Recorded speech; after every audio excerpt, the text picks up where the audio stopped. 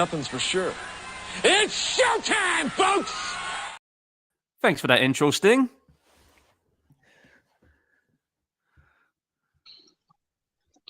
Yes, indeedy. Welcome, everybody, to episode 53 of the Primetime Gorehounds on March 17th, 2023.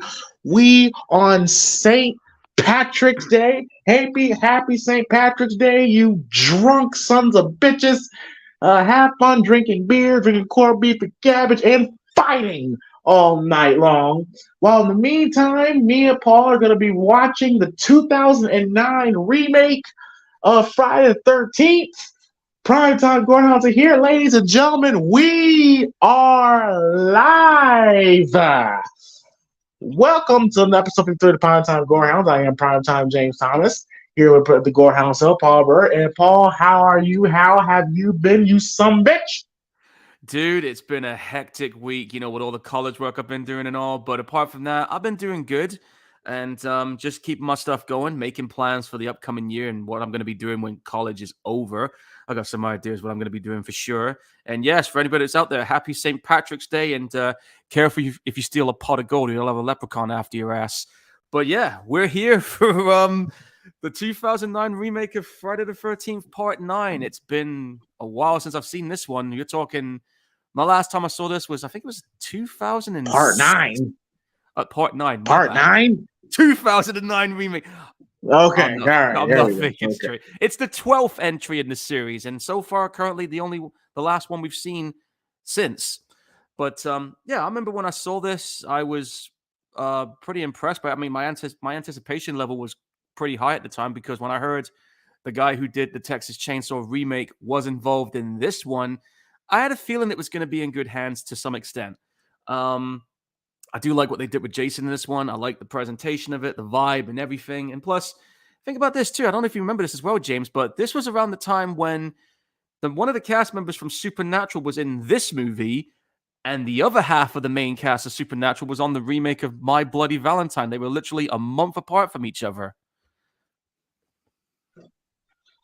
Yes, Jared Padalecki was in this one, and the dude who plays his brother was in the remake of My Bloody Valentine. Yep. But I went to see both, and it was kind of difficult for me to choose which one I felt was the best one, because both remakes I really enjoyed. So this was better. Come on, Paul. I'm gonna say a tie for me, because I enjoyed both, man. I really did. But you can't beat a legend like Friday the 13th for me. Come on, man.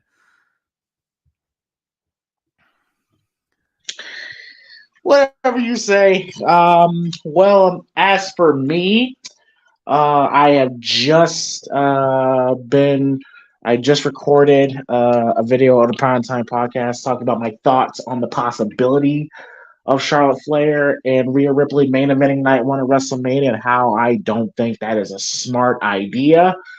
Yeah, and I've been trying to drop videos on both channels. This channel, Primetime Podcast channel. Wanted to do a screen review at this week, but work kind of fucked me, this week, and I haven't been able to do one. I plan on doing one at some point this week, at least before John Wick 4, because I want to do a John Wick 4 review as well. So So yeah, so like I said, I told you lots of content was going to be happening on this channel. I'm trying my best to do that. And also, if you are a fan of this channel, I forgot to say this, please hit the like and subscribe button, as well as donate to the Cash App, PrimePod313, where any donation would greatly be appreciated. And if you want to enjoy all the movie news and movie live reviews and podcasts, this is the channel for you. As far as Friday the 13th part, God, you almost got me to say it. The 2009 Friday the 13th film. This came out 2009. I was a freshman / sophomore when this movie came out. I remember being extremely I don't know which movie came out first, either Halloween 2 or this movie. This one came out first, and then it was My Bloody Valentine first, then it was Friday the 13th, and then Halloween 2 in I think it was August they released it in the US. Okay, yeah, this was during that strange time in the early mid 2000s when instead of the requel era that we're in now, they were just straight up remaking these horror classics. And like I said, the same person that did Texas Chainsaw Massacre directed this Texas Chainsaw Massacre, who I still feel out of all the remakes is still the superior remake film of that decade. And I remember liking this. I remember liking this a lot. I remember liking this a lot. I did me and Arlie did a review on it like 5-6 years ago. Practically the last time I watched it was during that review. So it's gonna be the first time I'll be watching this in about like 5-6 years. But yeah, I remember liking this. It didn't piss me off like the Nightmare on Elm Street remake did. Yeah. Yeah. Fuck that movie and fuck Rooney Mara. But yeah, I think this is how many Friday films have we done? Did the first one? Second one? Yeah, we've done Friday the 13th. We've done the first one. We've done the second one. We've done part 5, part 6, and this one. This one. So that's 4, 5? About 5 out of 12. We've gotten 5 and how many Halloween movies have we done? We've done Halloween 1, Halloween 4, we've done Halloween 5, and the 2018. Oh, no, 2018 and H2O. So we've done about 4 or 5 out of 13. Okay, all right, okay. So all right, so motherfuckers. All right, so all the people that say, James, all you gotta do is Halloween films. Listen, I think I've done a pretty good job at spacing the movies out. Okay. And same thing goes for the Jason films as well. Okay. I pat myself on the back for that. But don't worry. I got a Halloween film in mind that will be next, but that's gonna come later down the road. So all right, so as far as how I felt about the film, like I said, I really enjoyed the film. I really enjoyed what they did with Jason. They felt like they wanted Jason to be taken serious again after Freddy versus Jason, which which got some good reviews, but people felt Jason was kind of looked like as a joke, and they brought Jason back to its roots. And unfortunately, this is the last Friday film that we have gotten. Unfortunately, because Victor Miller and Sean Cunningham want to get into a dick measuring contest and rights and really fucked over the fans with that. We wasted a good almost 15 years of Friday films. Yeah. But from what I've been hearing is that we've got a Crystal Lake TV series on the way, and I hear that Cunningham is actually going to be directing one of these Friday the 13th movies. He's got plans. I don't know what that's going to be about. I am curious about that TV show, though, because I've been hearing some good vibes about that one and who's involved in it. So I'm going to go into that one open-minded, and hopefully it's going to be worth the watch, because we're long overdue for a decent Friday the 13th film or even a TV series. I mean, Michael Myers has had his run. Ghostface is fucking running rampant. Art the Clown has just been causing chaos. Got to bring Jason back now. If I remember correctly, the TV shows is basically primarily going to be about Miss Pamela, right? Yeah, with Jason having some parts in it too. I'm very interested to see what they're going to do with it. It's about fucking time to do something with Pamela. All right, so cool. I'm all for that. Anything that's about Pamela Voorhees, I'm going to be for, because I think it's about time she kind of gets her flowers in this franchise. Yep. All right, so I am watching it on YouTube, and I am 2 seconds in. We're about to see the New Line Cinema logo, which when I was a kid I thought was ladders, but they're really film strips. Mine's on the I've got this on Blu-ray. Mine's on the 3-second mark, and it's about to show the red skied Paramount logo. All right, so there you go. And also, this one I got is an extended cut. You got the extended cut. Yes. You motherfucker. All right. All right. So. Oh shit! Hang on. All right, now I'm right where the New Line Cinema logo is going to show up because the fucking thing is acting weird. All right, so we how we do this is 3, 2, 1, play. When we say play, you press play. Again, 3, 2, 1, play. When we say play, you press play. You know, as always, if you don't press play, in this case, you're going to end up being a human marshmallow over a campfire. Yes, indeed. All right, so here we go. 3, 2, 1, play. We are in, and I see a red Paramount Sky. I like the fact that they made the Paramount Sky red on this. Love it. Yeah, for anyone who doesn't know, Paramount had the UK rights, it looks like, and the US had the New Line rights over there. Oh, now I'm seeing the New Line Cinema logo. Okay, so it's a dual partnership here. I just got the Platinum Dunes logo. Yeah, I'm about to get there right now. Hang on. Do I need to pause?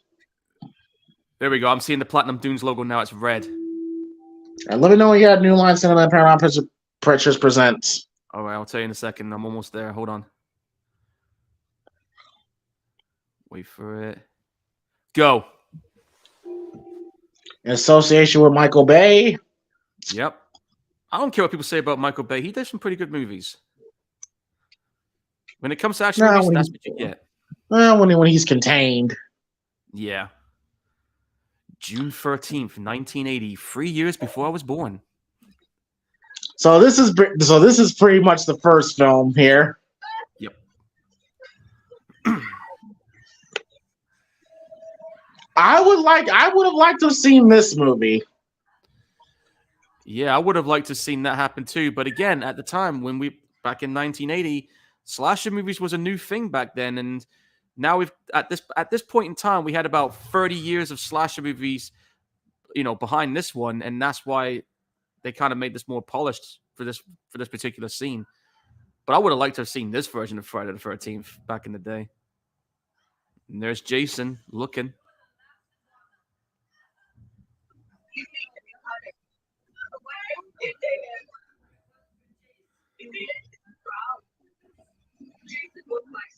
Yeah, get the flashback scene.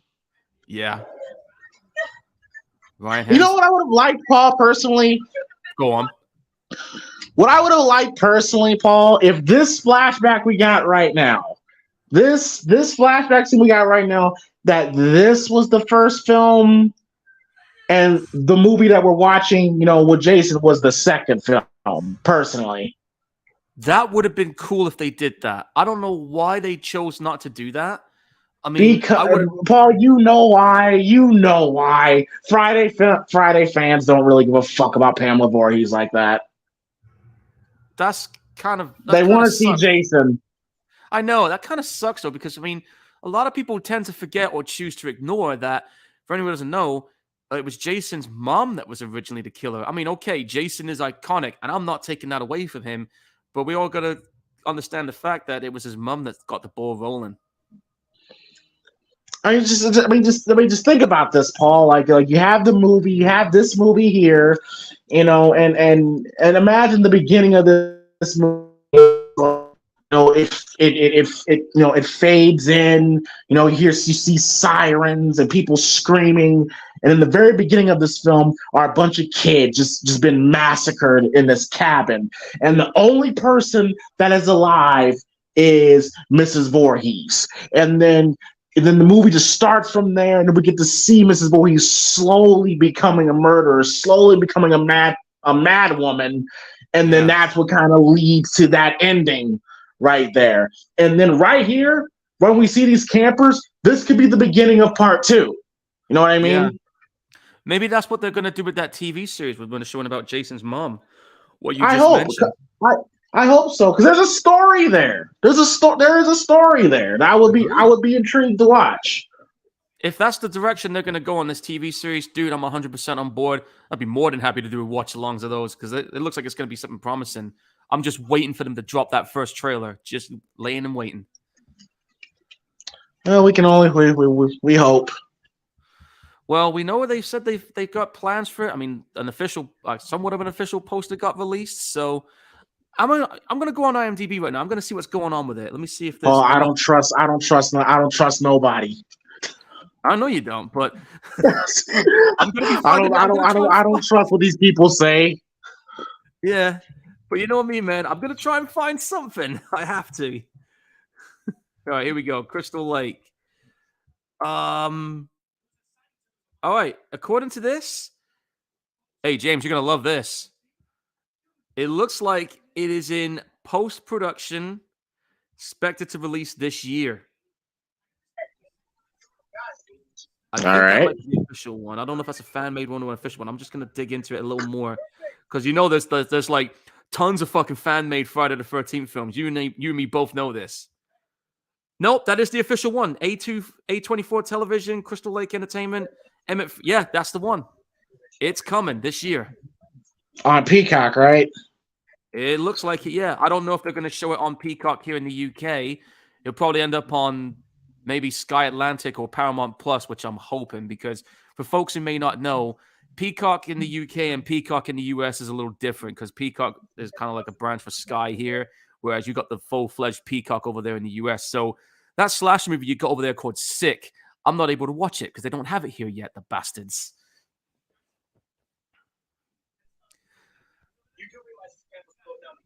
We'll see. We'll see. Yeah, and then we're all ready to with these teens. Look like they're trying to find some weed, hiding in the woods. And the dude with the glass talk about the history of Camp Crystal Lake, about Mrs. Voorhees. Seems a little rushed to me. Yeah, it was. And also, to my knowledge, this is like the longest running prologue before the main title shows up I've seen in a film in ages. Too long. I remember too long, if you ask me. About a good 10, 15 minutes before you see it. Yeah, I'm just like, because I'm like, this right here could be the movie. Should have been, yeah. Why they chose to do it this way, I fucking don't know. But I do know that because I remember watching that Crystal Lake Memories documentary, and they did say that the director and I think it was the producers of this films were kind of butting heads with each other about how the film was going to get done. So there was like creative differences and shit.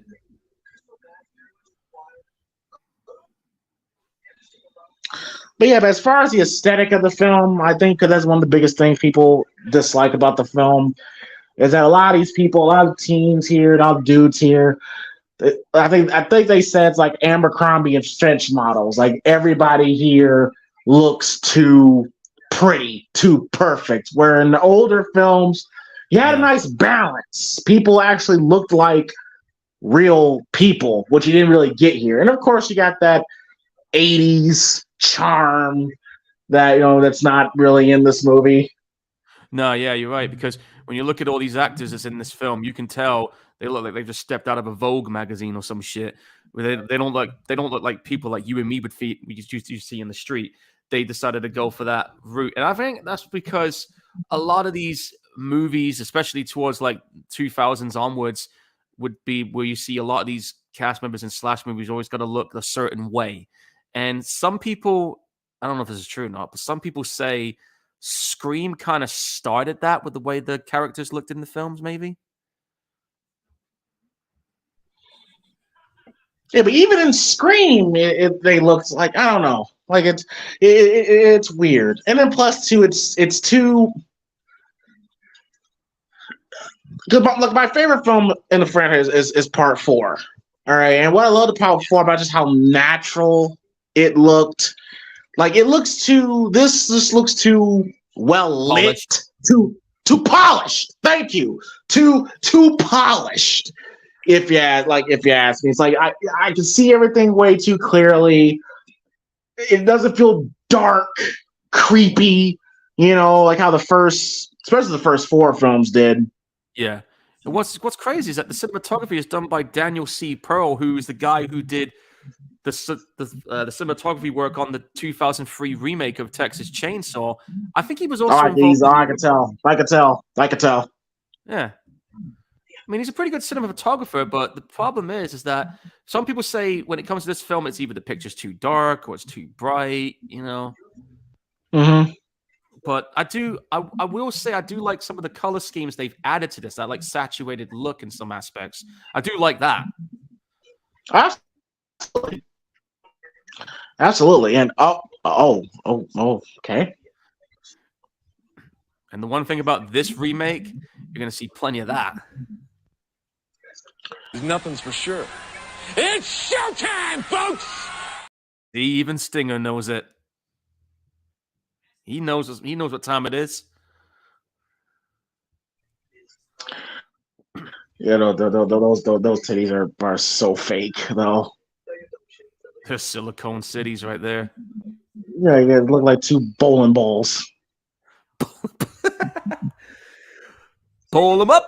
Listen, females that's watching this show. Listen, even if you are, have small breasts, whatever, own it, acknowledge it. Don't do this and get breast implants. Like, they're too stiff. They're not fun to play with.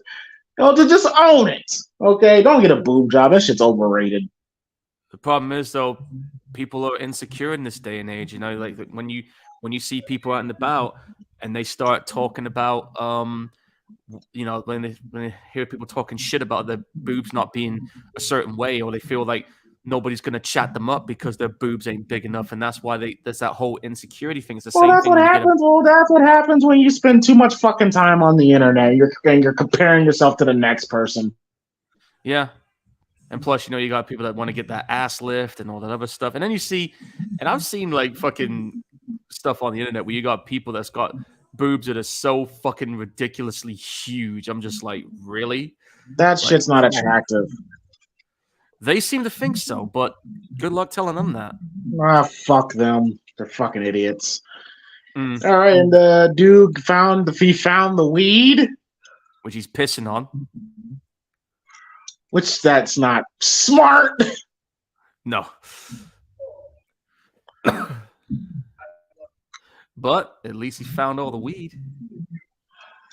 I guess trying to find to sell it, I guess. Well, yeah, you can imagine the money you're going to make out of that. There's just one problem. Oh, shit. Look at the agility.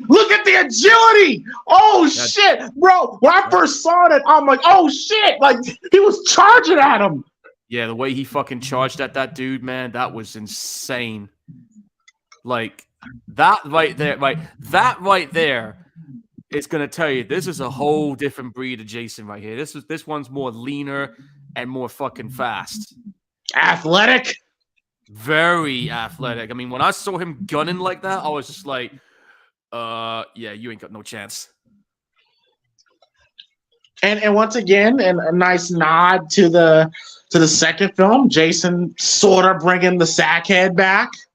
Yeah, I thought that was nice that they did that. Which I've always said, I personally think is the hockey mask is iconic. It's iconic, but Sackhead Jason is completely underrated. It's funny because I was watching that In Search of Darkness Part 2 documentary. I went through all three of them. And even Corey Taylor, who was being interviewed, said that the Sackhead mask he finds a lot more better than the hockey mask. Yeah, just something that's very creepy about that Sackhead.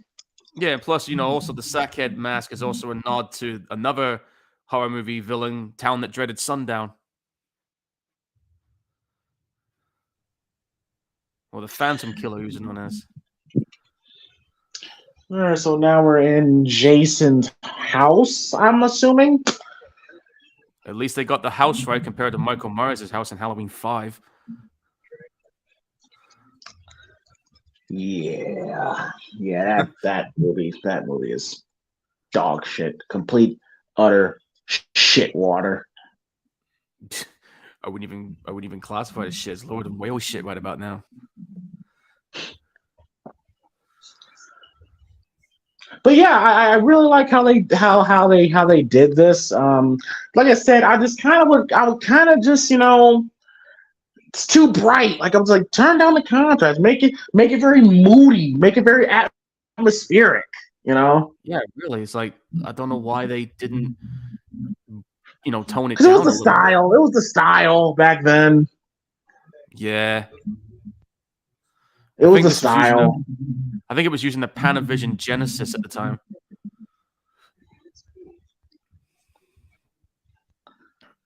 Which I know. Found the locket, which is going to be very important in this film. Yep, absolutely. And there's Jason's perfectly well-made bed. Well, we all know he doesn't sleep there.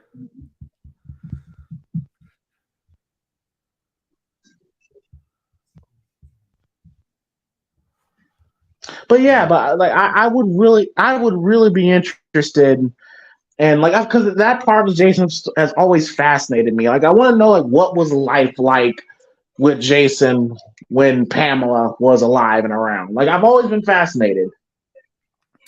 I think that TV series will answer that question. I'm hearing a bit of an echo on my end. It's me. I can hear myself.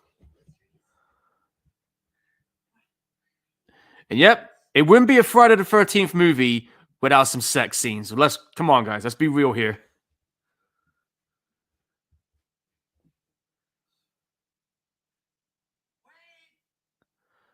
Wade can't answer right now. He's like kind of dead. You know what's so fucked up, man? We'll probably never see boob, titties, and sex scenes in a Friday the 13th film ever again. You never know. They might still do it if the next one comes. I doubt it. I doubt it. Come on, man. It wouldn't be a Friday the 13th movie without it. You and me both know this. Yeah, I know that, but we're also living like, but James, it's objectifying women. I'm just like, the things they did in those movies were problematic to women, and it's like, hey, newsflash! It's a slasher movie. It's part of the aesthetic. That's what I'll be saying. Yeah, but that's another reason why I'm not really into horror like that nowadays. Because a lot of these, a lot of these fucking people, a lot of these people are writing horror movies now. But it's like, yeah. Well, we both come from the old school horror backgrounds. Back when it was a lot more wilder and looser.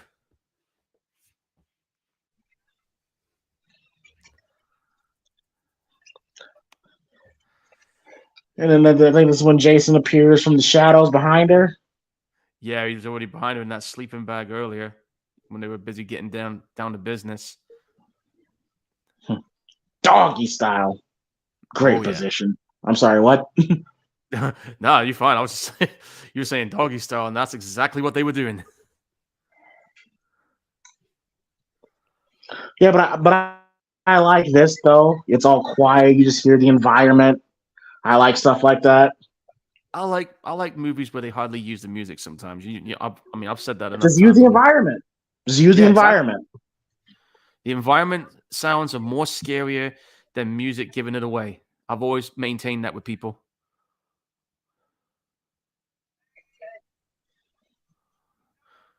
Yo, I forgot how long this prologue is though. Well, we are about 18 minutes in. It's basically a short. It's basically like a YouTube short. It is. It's like a short film. And he's just found the weed. He's going to find more than the weed in a minute, though. Was that his ear? Yeah, that's his ear with the headphone piece in. Yep, Wade's done. Sounds like you're a few seconds ahead of me, too. Very much. Jason.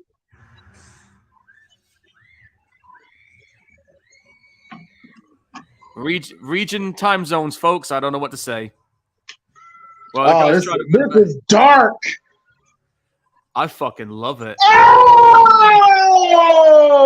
That is some fucking harsh shit. His leg got caught in a bear trap. He can't do shit because his girl is roasting over a sleeping bag. Oh, that is dark. Jason was fucking vicious in this one. I have to put that out there. Ooh! She is roasted, man. Oh, that leg is done.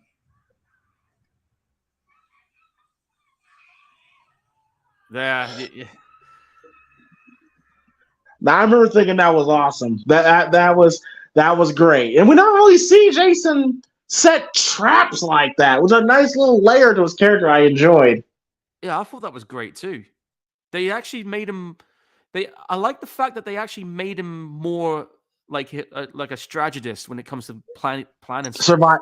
Survivalist, yeah. Yeah, he definitely does have that in him. I mean, it explains why he's been able to survive in the woods for so long as a kid. He self-taught himself all this.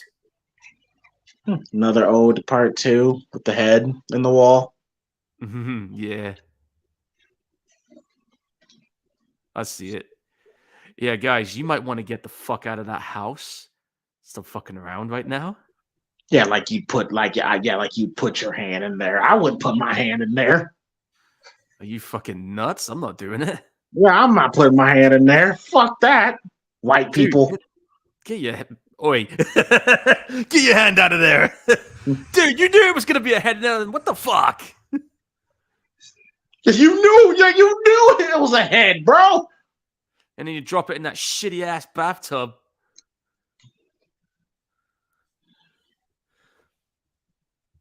I remember this scene being like a teaser trailer for the Jason film. It was a great teaser. I loved it. You know, but it counts down to 13. I thought it was great. Oh shit! Fuck! Oh shit! Well, from the floorboards. Oh, that's intense. Woo! Fucking hell! Get off the fucking floor! Oh shit! Yeah, that almost got your balls. That's gone through his foot. That's it. He's not walking.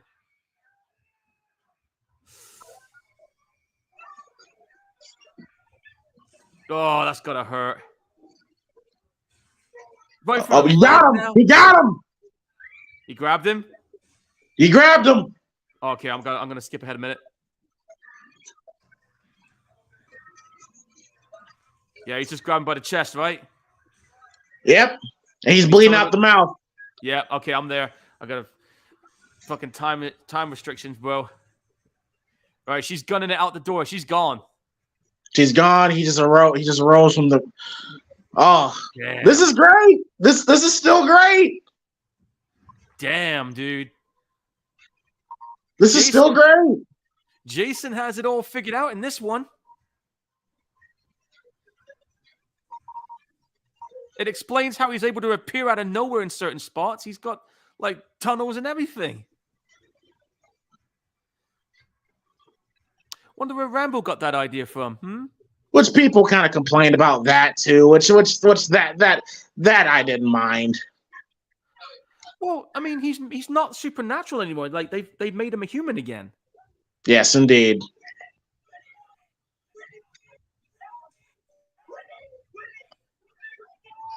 But this could be a movie in itself. Yeah, I agree with that. It's basically 2 movies in one here. 3. Because we got the flashback and this, and now the actual movie. Yeah. Oh, that leg, man. I wouldn't. It's fucked. It's gone. You might as well cut it off. Yeah, you might as well. Oh shit! Here he is. Look, the way he's staring him down, and fuck, that went right through his head. Damn! Look at the way he moves. The way he moves.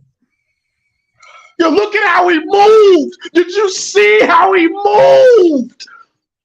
That dude is moving with a purpose, man. And they used the Friday the 13th title. That's great. That's a great opening. Great opening. What is there not to like about this movie? Someone on the chat explain to me, what is there to hate about this movie? That was a great opening. Still a great opening. Yeah. And here's the guy who fucking made it. Here's the biggest douchebag in the history of douchebags here. Fucking Trent. Oh, this fucking wank stain. The guy's he's a fucking Karate Kid villain. That's what Trent is. He's a Karate Kid villain. Yes, this is true. And he's an absolute dick in this one. The biggest dick of all. So of course he's going to have the best death, which we'll get to eventually. And you got your token black guy, your token Asian, the slut, the stoner. Oh, horror movie archetypes. Gotcha. Got it. Well, I guess they're following the playbook on this one, I guess. No, yeah, too. Have to, man. It wouldn't be right if they didn't, I guess. There's Jared Padalecki of Supernatural, one of the few final guys in horror history, period. That is true. At least he fared better in this film than House of Wax. And I actually remember liking him in this. I thought he was very capable. You know, like, yeah, I remember liking Jared Padalecki in this movie. He held his own in this movie. He's a solid actor. And for anybody who's never seen Supernatural, I would say check it out, guys.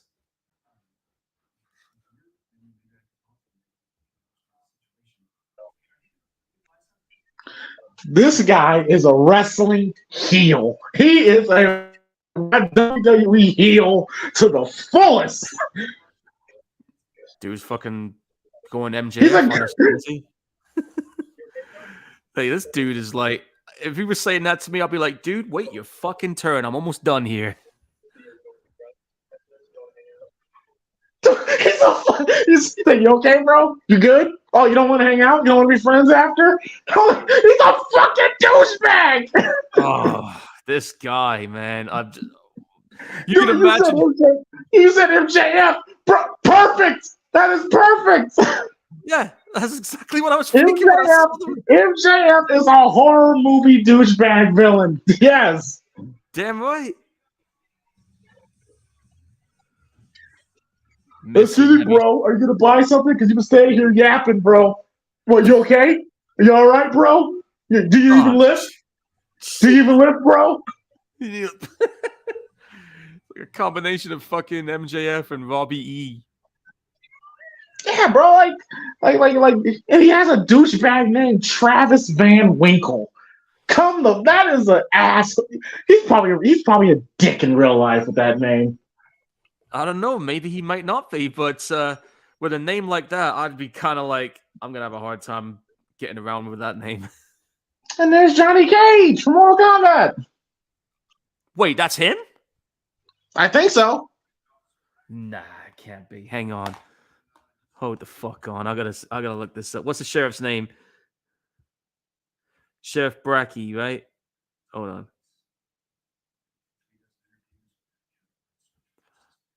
Oh, shit. It fucking is. It fucking is. That's Johnny Cage. Yes, indeed. God damn it. The last movie I saw him in as well was Resident Evil Extinction. He was that truck driver dude, if you remember.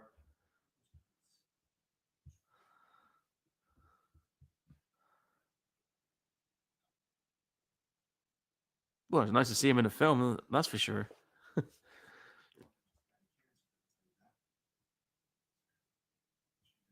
So yeah, this guy, for anyone who doesn't know, he is trying to find his sister, who you saw Jason almost pretty much put a machete through her head.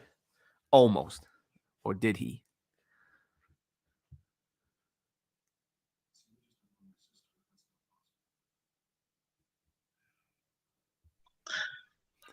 Oh, sorry about that. I had to use the bathroom real quick. No, you're fine, bro. You're fine. Where are you at now, bro? Oh, I'm at 28 minutes, 56 seconds. Trent and the gang have just arrived at the summer house. Oh, yes. Yeah. Motherfucking Trent sending people to his summer house. He doesn't even like them. He's just there. He only just brought them to show him how rich he is. Basically, he's just showing them how big his funny. He doesn't even like any of these guys.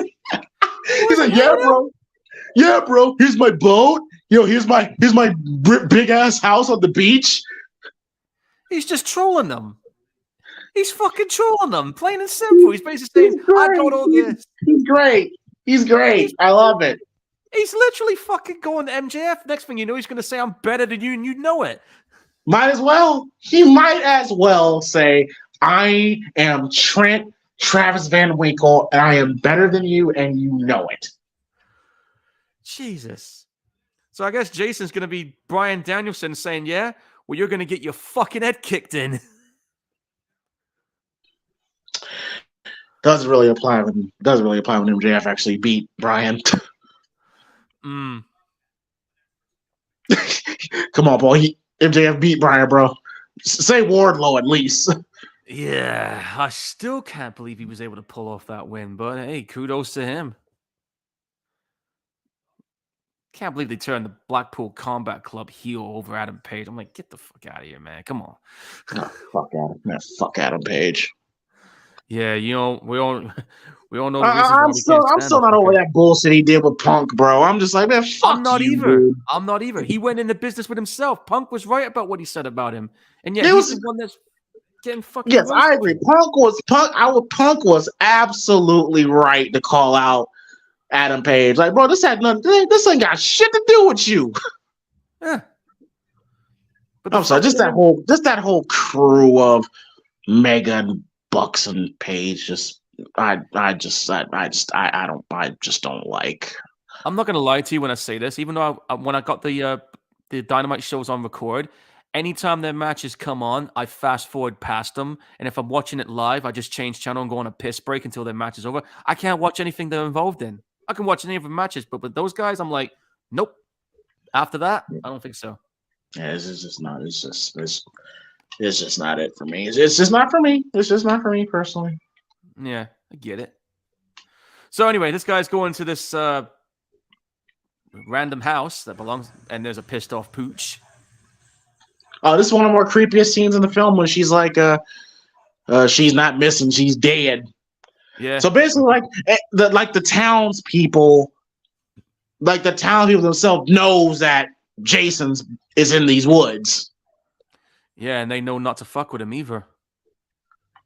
And this is pretty rare too, because not very often we get to see, because Camp Crystal Lake is the countryside, on the countryside of town. So it's nice to see the actual town before the lake. You know, we don't really see that much. It is nice that they actually went out of their way to do that. I mean, Crystal Lake is fictionally meant to be set in somewhere in the New Jersey, like New Yorkish Woodlands area. That's what they're trying to aim for. And yet this film was filmed in Texas, which is the same location they did for TCM. Because if you look at the Woodlands, it's almost damn similar. I mean, did you ever notice that?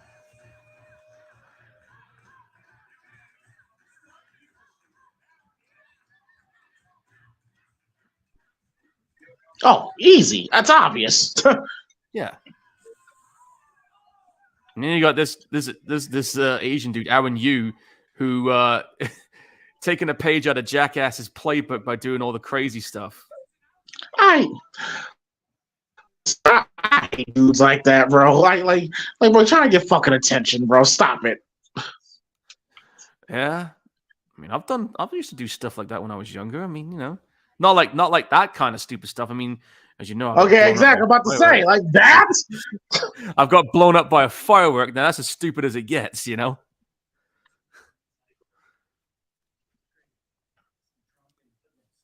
Drunken hoodlums. And what does that make you? Jesus. And that's what's her name? Daniel Panbreaker, right? I think so. Yeah, because she was in that Piranha sequel, and she was also in another remake a year later called The Crazies. Oh, I ain't seen The Crazies in a long time. I'm tempted to put that on our next episodes. Very tempted. I ain't seen it for a long time myself. But I might have something else planned because of what's coming real soon in the cinemas.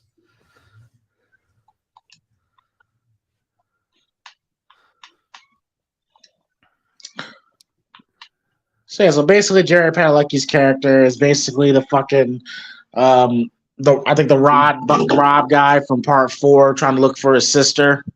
Yeah. That's exactly where they're going with that. Oh yeah, dude, that turned out to be a complete bitch. Yeah, he gets killed. He's like there getting chopped up going, he's killing me! He's killing me! He's killing me! I'm like, man, Jason I'm like, bitched no you shit, out. just kill him. Jason completely bitched you out, bro. All that shit you was talking, and then that's what happens. He wrote a check and his ass was never cashing it.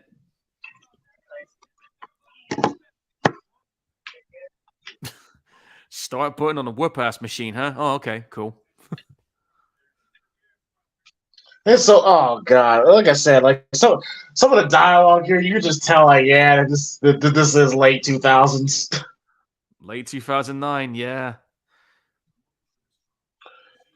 which is crazy. Even 2009, 2008. It don't seem like it was that long ago, but it was like 15, 16 years. 15 years, 14 years since this one came out. God damn, bro. I mean, shit, I was 25 when this movie came out. Where you at now, Paul? I am now 35 minutes, 56 seconds, and we're looking at that redneck dude. Now we're back at the summer house. Trent. How does this douchebag get a girlfriend like that? Sheer luck or stupidity, prick one. Or money. That too. You know, girls like to look at wallets sometimes. I'm not saying that's a bad thing either, ladies and gentlemen, but I'm just saying there are some people out there that think about that over everything else. Hell fucking yeah. Mm-hmm. Yeah, bro. Can you drive my boat, bro? This guy says bro one more time. That's really what he does. That's really what he acts like, bro. Like, this dude just stepped out of the Jersey Shore. is that even still on Jersey Shore? Yeah, yes, it is. I mean, they got a UK version called Geordie Shore, and that's like fucking 20 odd seasons in now, and I can't even watch it. I mean, I know people like watching it, and hey, good on you guys, but I'm thinking to myself, why would I want to watch people like that on TV when I could just step out of my place and see them in everyday life? Nah, bro. Relax, okay? Those first couple seasons are legendary. Yeah, I know. Like I said, I know people like it, but I just couldn't. Call me weird, but I just couldn't get into them. Hey, bro. Yeah, when Snooki got punched, bro, by that. I think it was a gym teacher. Shit. Yeah, I remember seeing that clip on YouTube. I was just like, damn, really? I heard that Sammy's coming back, which is that ought to be special. Yes, I know the cast. Okay, I watched every season of its original one. That was must see television, man. I think Jersey Shore came out in 2009. I think 2010.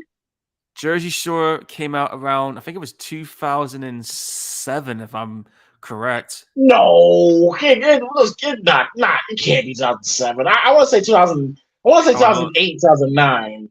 Let me have a look then. Hang on. I'll have a look for you. Jersey Shore. No, not the location, the TV series, you stupid fucking Wikipedia. Yeah, gotta be specific.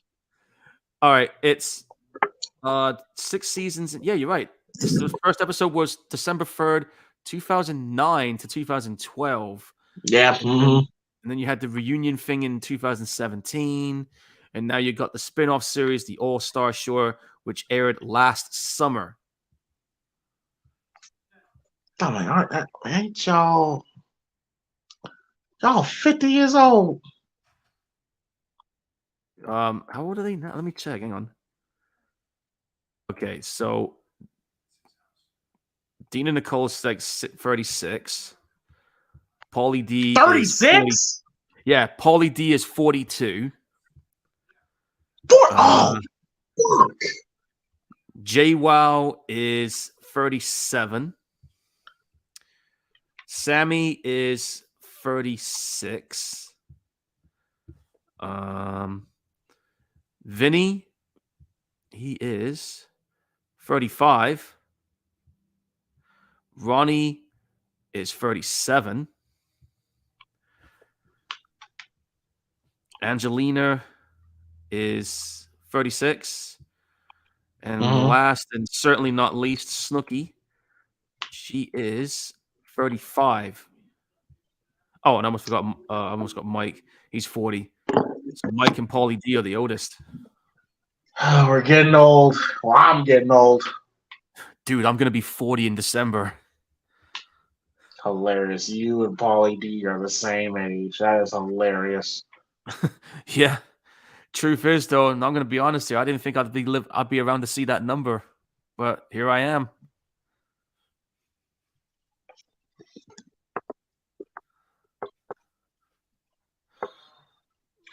If I heard correctly, doesn't Trent say the most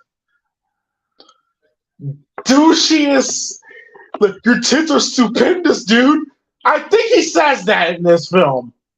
He does. I think it might have either happened or it's yet to happen. Okay, it hasn't happened yet, but I remember that stuck out to me. Your tits are stupendous. What Paul, look at what stupendous means. Stupendous, huh? Okay, hang on. No, I've heard that word before. I've never heard it before, and I haven't heard that since. Stupendous, the definition is extremely impressive. That's the adjectives of it. It's basically another way of saying, yo, this is really good. So I guess saying stupendous was more better than saying your tits are highly impressive. It was the historian way of saying it back in the day. Like, you know, to give you an example, like that time I was at last month, that kind of timeline. That's fucking hilarious. Yep. Sometimes people still use it today. It's crazy, but it's true. Oh, I can see Jason in the back. See him? He's right there. This guy is straight out of a fucking Rob Zombie movie. Because he's making out with a mannequin? Well, just how he acts, bro. It's like Rob Zombie has a role for you somewhere in his films. Yeah. I can imagine the kind of character I'd end up playing in one of those films. Not complaining. At least. He'll probably threaten to skull fuck somebody or some shit. Well, I have been playing villain roles since I've been in this college stuff. Oh, there's his face. I like it. I like the look. I like it too. Now, this here coming up, for me, is one of my favorite moments in this movie. And I remember when people were in the cinema, people started fucking cheering when this bit happens. I just thought this moment was a standout moment for me. Where he gets the mask. Yeah, and the way he's just like, he just checks himself thinking, yeah, this will work. It's like he just likes it. And the music bit for it just works perfectly. Here we go. Yeah, I'm cool. I'm cooler than Michael Myers. I love that scene. It's a great scene. Yeah. And that music just works great. The music's good. I remember liking the music. People were complaining about Harry Manfredini, and I'm just like, I don't think his style would fit in this movie. No, it wouldn't. And the guy who did the music for this is the same guy who did the music for Texas Chainsaw and those Transformer movies. His name is Steve Jablansky. Ah, gotcha. Yeah. I mean, I would love to have Harry Manfredini come back, obviously, but in today's time, I don't know that it would fit. I don't think it would work in this day and age. It would probably work back then, yeah. But the way films are today... Probably. It did work back then. Yeah, it did. It did work back in the day. But I'm just saying, to try and do that kind of music now, it wouldn't work. Yeah, it worked on the video game, but not in today's formats.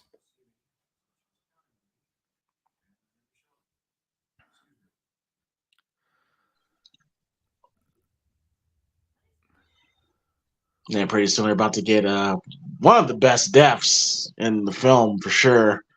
Oh with yeah, the arrow. That shit was sick. that was a hell of a shot. Great shot, yo. Jason's accuracy is crazy. I know, right?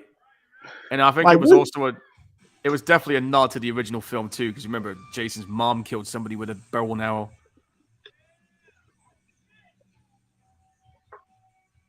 Oh god, that's the Strokes playing on the soundtrack. I ain't heard them in years. Nothing's for sure. It's showtime, folks! It most certainly is.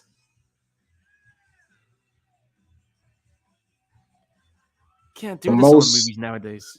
I think this is the most nudity we had in a Friday film since the fifth one. Well, they did say that they were going for broke with the nudity and the deaths in this. Because I think if I remember correctly, there is like 13 deaths in this movie. How many deaths? That I don't think that's the most, right? I I want to say the most is part 5.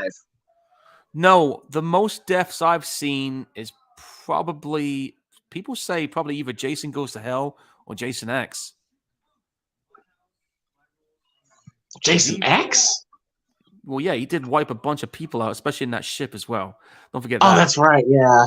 You're right. And if you want to throw Freddy versus Jason in there with that party at the barn area, at the crops area, then yeah, maybe.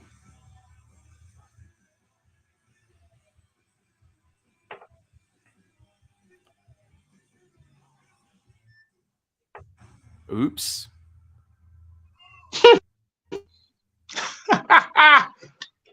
And then, wait for it, bullseye.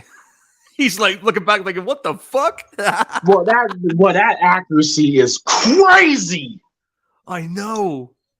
I just love the way he looked back, thinking, "What the fuck was that?" Oh, I'm dead. She's about to get hit in the head. Ow.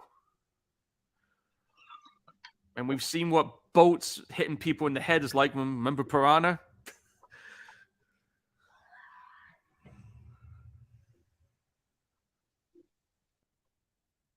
Damn, she's gonna have a concussion or whatever after that, and damn. And what I liked about this, and this is more about to get the thunder, where she sees Jason.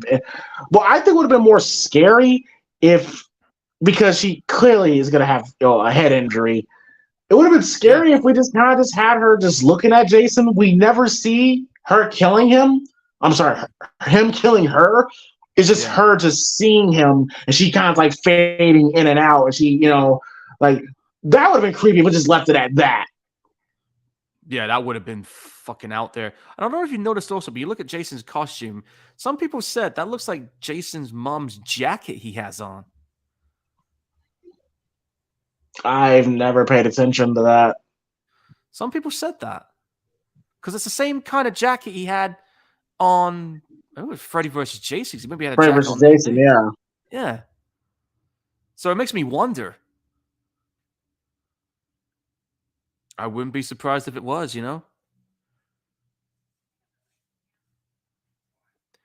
So here we are in what used to be Camp Crystal Lake. Surprisingly clean after all these years. I mean, it's been, 30 years at that timeline? Again, that's what I'm saying. Like, go dirty it up a little bit, make it more grimy, It looks too clean.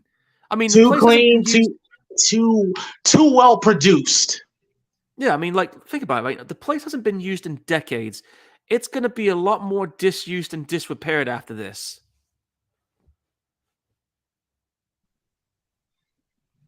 I mean, Texas Chainsaw Massacre was very well produced, but it still had a hint of that dirtiness that their 74 film had. They filmed it in an actual shitty house, too. That, too, which is always nice. What was the budget for this one, anyway? 19 million. I think that's the most this movie has had, budget-wise, in any film in the series. Or maybe Freddy vs. Jason had a bigger budget. I don't know. This is pretty nice here. This out of nowhere death. Just bang. And you get to see a bit of titties as well. Nothing's for sure. It's showtime, folks! He just walks off like no fucks given at that point. He's like, yep, I got her. It was almost like he was like thinking, I know you under there, but I'm just gonna fuck with you. Bro, like I said, bro, like his accuracy, his fucking precision is wild, bro. Like that, he's like in between the whole, bro. That's that. Yeah, we had to get the money shot. Had to get the money shot. Of course, it wouldn't be a Friday the 13th without it. I've said it numerous times, people. Yeah, Derek Mears as Jason is fantastic. He was perfect in this. It's a damn shame we only got one movie out of him. Yeah, but you never know. I mean, if Sean Cunningham is able to get that movie idea off the ground, which I do know he has some involvement in, if they can get him back to play Jason again, that'll be great. That would be. That would be dope. But if not him, who else? I find some other stunt guy to do it. Yeah, but not everybody can capture it as well as Kane or Derek Mears can at the minute. Oh, I just thought of it. This may be a long shot. What if you got James Jude Courtney to do Jason? I would not do that. I would not do that. I would not do that. Okay. I would not do that. I'm trying to think who else then. Well, just find a stunt guy. I mean, like here's the thing. Okay, first of all, and you brought up Kane Hodder. What I'm about to say is going to be blasphemous. Here we go. Go on.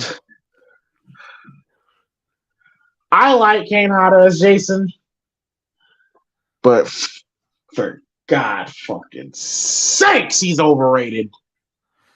A lot of people like him, though. That's the thing. He was able, at that time, he was able to nail that part as Jason. Because he's the most consistent. He's played Jason the most. That's why people gravitate to him, because he's played him the most. But he's nowhere near the best. He's not better than Richard Brooker. He's damn sure not better than Ted White. Damn sure not better than those guys. Dude, fucking Ted White as Jason. Fucking hell, he was. He's not better. He's not better than Ted. He's not better than Richard.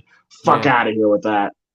And this shit here with Jason, like, oh, by the way, if you wondered why that dude's head's missing, there was an alternative scene where he cut his head off. Yeah. Yes, for anyone that never knew.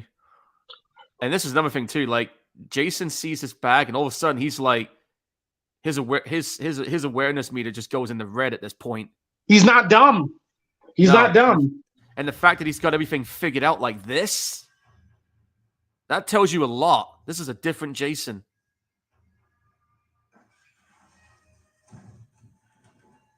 Holy shit. You know how heavy those things are?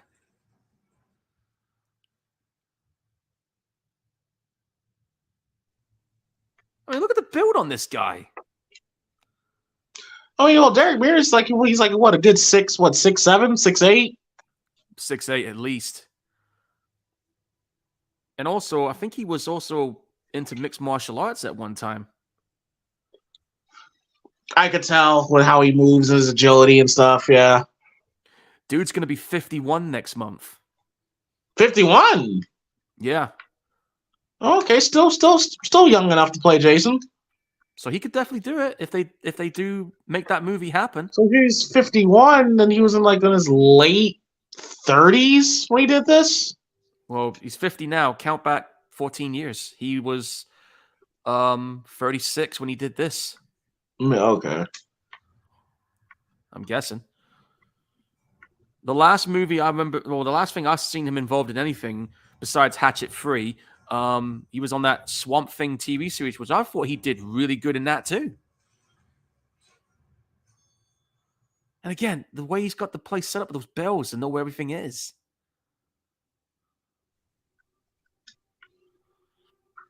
Now, this is when we realize that Jared Padalecki's sister. I would have saved that to the very end. I don't know if I would have revealed it so soon. I would have saved it. That would have been a nice twist to say that at the very end that dude's sister has been alive this whole time. Yeah, they should have kept it on there.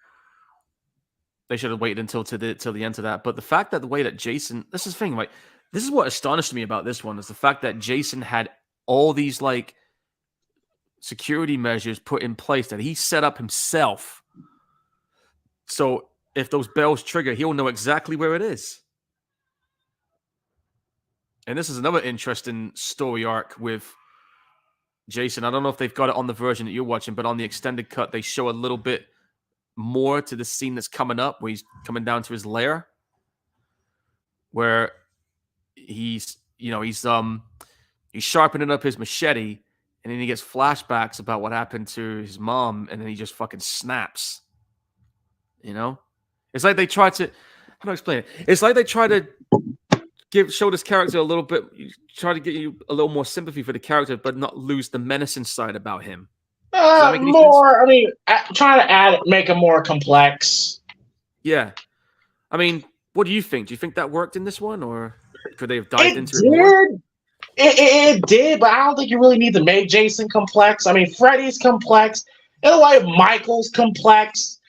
With Jason, you really don't have to make it, deep or anything. Like he's a man-child who's pissed off that his mom has died, and he wants to take it out on the camp counselors. There you go. Can't say that I blame him, but there you go. That's pretty much in a nutshell what Jason's about, there, folks. Where are you at now, Paul? I am now an hour, 56 minutes in. He is just about to sharpen his machete.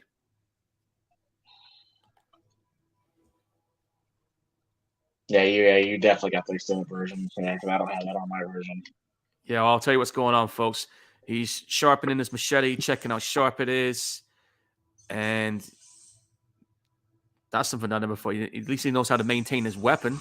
And now they're just showing the flashback to the moment where he saw his mom lose her head. She's running off. He's thinking about it. She's looking, thinking, what the hell is going on? And now he's just fucking snapped. He's like smashing the place up. If you can hear it on my end, that's exactly what's going on. He is smashing the place up. Yo, for a woman that's been held hostage, she looks perfectly clean. Yeah, right? It's been 6 weeks. Doesn't look dirty, doesn't look starved. She looks perfectly fine. So what's he been doing? And now he's gone up to her. He's got her by the neck. And he sees the locket. So this is the bit that they showed on the theater version. Let me know when we get the white woman dancing. All right.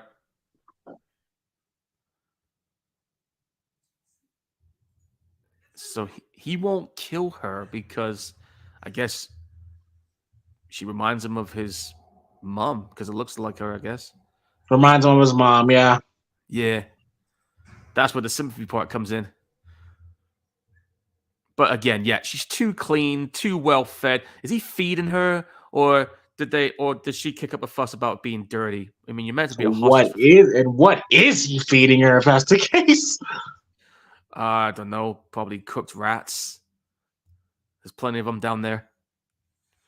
I mean, he's got to eat something. I mean, like I said, he's not a zombie on this. He is human. How does he keep himself in mad shape? She's just seen the Whitney's missing sign, so she knows her brother's out looking for her. Now they're outside. Now you got the two guys out, the two main cast members outside running. Lost in the woods. We're back at the basement part again. We're not at the part with the woman dancing yet. All right, let me know when we're there. Okay, GPS tracker. She's trying to get the fucking batteries out.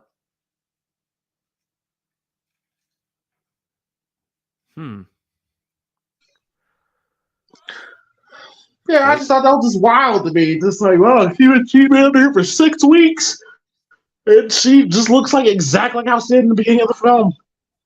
Yeah, you'd be a lot more starved looking than how she's looking right now. But again, I'm guessing he's feeding her because of who she how's she been shitting? In a bucket. Okay. I don't know. There's plenty of them there. Okay, they're still running in the woods. It's a bit too dark, but then again, it's meant to be night. Oh, there's Jason. Back at the basement part, back at the lair again. And Lou's just commented on my Facebook. She just heard me saying about shitting in a bucket, and she's just like, "Ew, sorry, Lou, if I've upset your meal."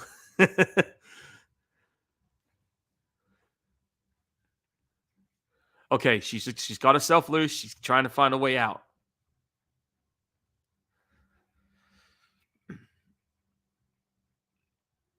How long has that mine been down there? And she just ran into a room full of dead bodies. Her friends. You know, Mom, you're not supposed to see that. Yeah. She's still oh shit. She's still trying to fuck. She's still trying to find a way out.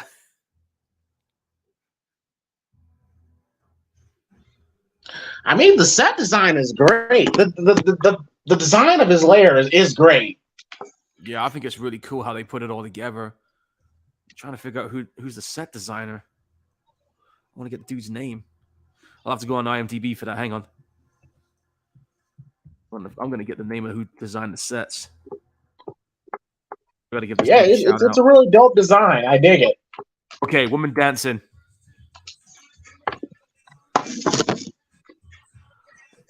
I'm going to try and find that set design, dude, while we keep watching.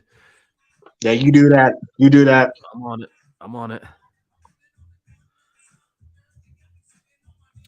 Set decoration is by Randy Hook, Huke. Production design is Jeremy Conway.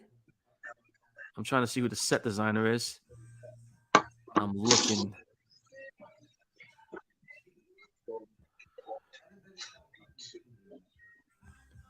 Well, I know you'll like this, but the effects was done by Greg Nicotero, KMV.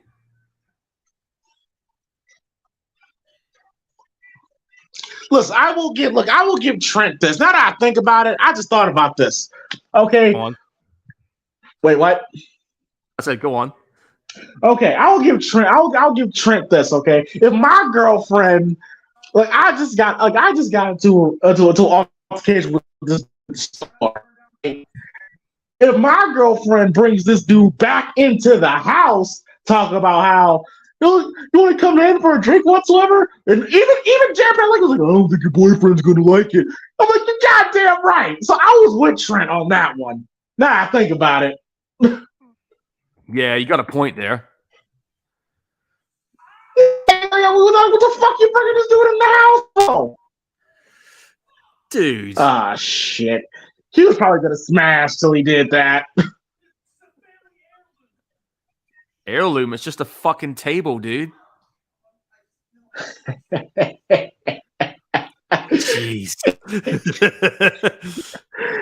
I swear.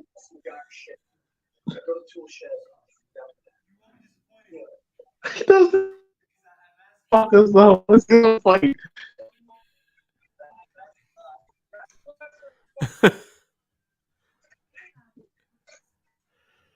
He is having none of it right now.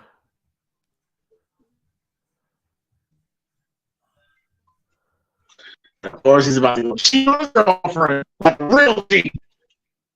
Yep. Meanwhile, a drunken dude here, Jimmy, is on his way to the tool shed to try and get that thing fixed. There's a fly zapper there. I liked his character too, bro. I liked his character. I felt bad when he died. Yeah, he was a cool dude, but the way they killed him off was pretty harsh. Because he didn't get killed outright. He had the slow one.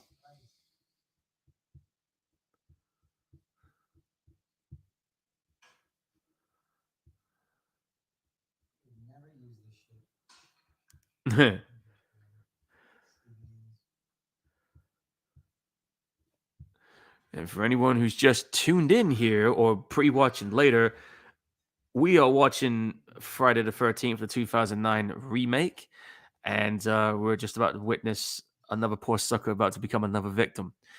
And I see Louise is in the chat box. She says, "Hi, hello, I've lost the sound for some reason." Is it the sound on your end, Lou? If it is, just hit the refresh button. But welcome to the chat. If anybody can still hear us, let us know.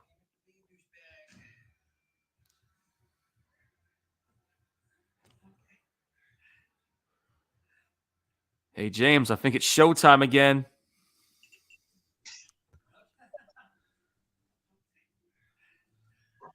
Yeah, really. Hey, Sting, time to earn your keep.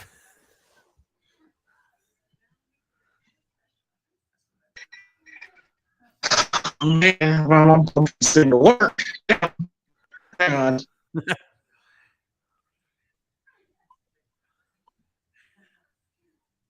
Ooh.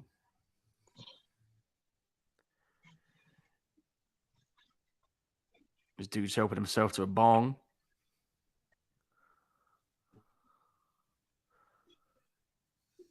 Nothing's for sure. It's showtime, folks! Thank you. But as I was saying, that guy's smoking a bong. Hopefully it's not a piss bong, but, you know. Excuse me. Throat went down the wrong way. And, Lou said it was her side. Oh, okay, Lou. Okay, cool. She's probably having tech issues on her end.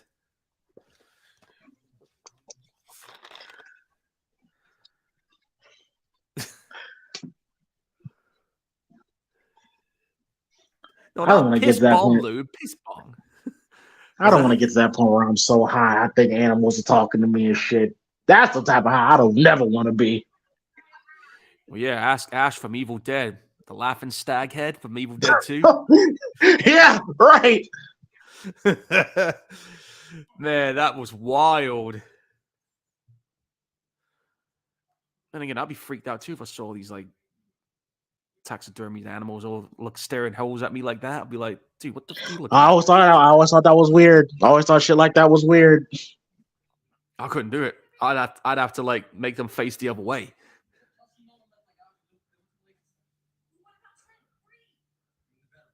Yeah, Trent's a little busy right now getting down to business, and it's all on home video. Hope he doesn't end up on the internet like Tommy Lee and Pamela Anderson did. Got the internet, Jesus Christ. We all remember that clusterfuck. Your titties so juicy, dude. Yeah. Get down to business, bro. Oh, this Trent is fucking hilarious now. Yeah. He's literally a Karate Kid. He's a Karate Kid villain. He's the lead bully. He's the lead bully in every high school teen movie.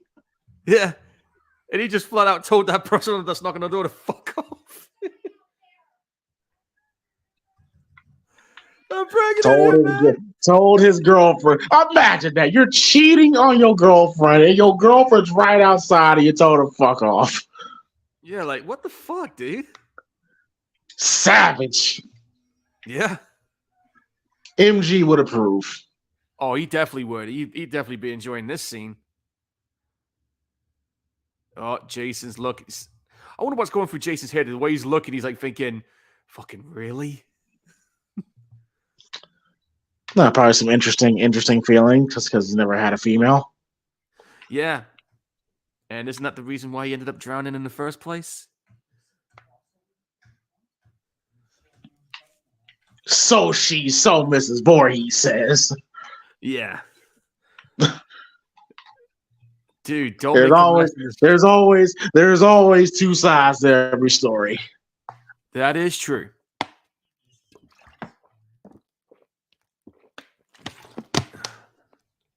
Dude, easy with that hockey stick. Yeah, but this scene here, I always loved how Jason looked in this scene, bro. Very menacing. And showed a bit of a sadistic side of him, too, because when he slowly puts that screwdriver in his throat, it's fucking crazy. It's fucking graphic. Yeah, this death was harsh. Yeah, because it's not like Jason, he was just doing it quick. He did it slow. Yeah, this was cold. Like, this is Jason at his most ice cold. Can we agree on that? Oh, I love that scene. He's just there. Yeah, he looks great. He He looks great in this scene. Look how tall he is compared to this guy.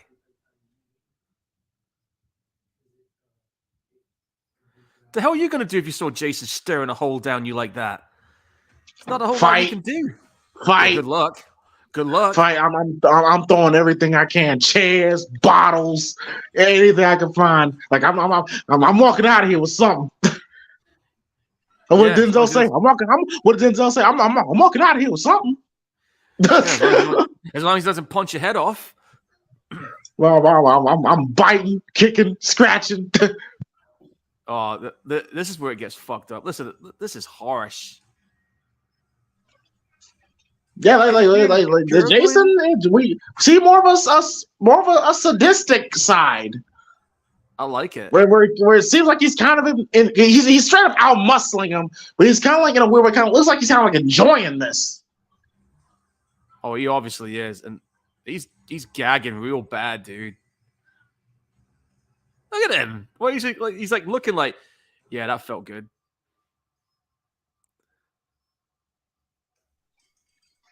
Damn, dude.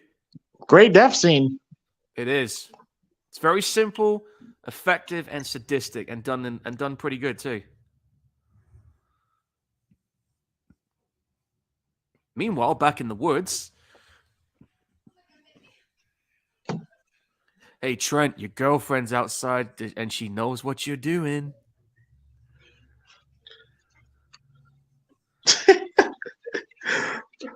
God, now I want to see MJF in a horror film so bad. Hey, it could happen one day. You never know. He would be perfect. Yeah. In this role as Trent, he'd be perfect. Oh, yeah, definitely. I could probably see him being in some slasher movie like this. And, damn, he caught her again. He will not let her go.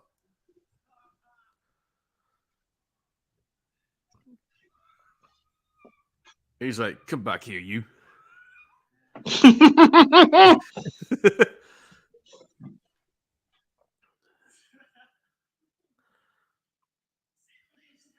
All right, Trent, calm down now. And there goes the lights. Even he was like, are you serious, bro?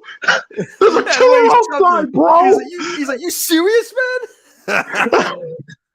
I saw like you said, are you serious? I saw like you gonna say, are you serious, bro? He almost did, I think. It sounded like he almost said it. Yeah. Oh gosh. Well, dude's going to get a weapon. He's going to go out in that shed. Mark's on his way out.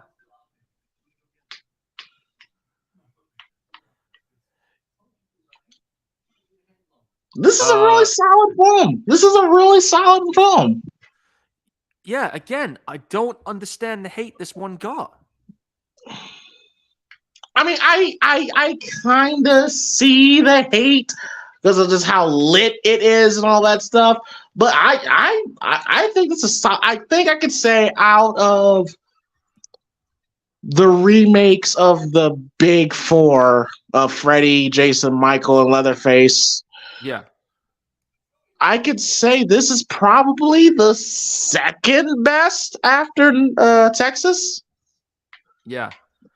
It kind of edges out Rob Zombie's Halloween. And I'll also say, for me personally, this is probably my favorite Friday the 13th movie since Part 6. Well, it's one of my favorites. I mean, that's kind of a low bar there. All right, fine, but I'm saying I had a lot of fun. I mean, it's Part 6, and then you got arguably the worst films in the franchise. Well, Part 7, yeah. Part 8, well, we'll get to that at some point. I did like Jason Goes to Hell. I will admit that. Some of the deaths on that was fucking violent as shit. But the reason why I say this is my favorite since Part 6 is because, for anyone who doesn't know, Part 6 was my introduction to Friday the 13th when I was a kid. So that's why it's kind of like it holds that spot for me.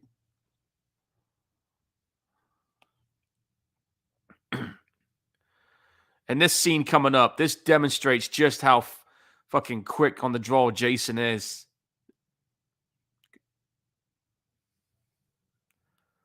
Like, that relentless speed he has going on, man. And, of course, the accuracy that you talked about. It's crazy.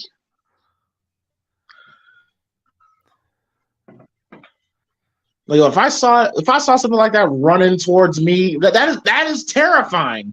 And that's another complaint. Why is Jason running? Jason doesn't run. Watch the first 4 films. Yes, well, the first 2, 3, and 4.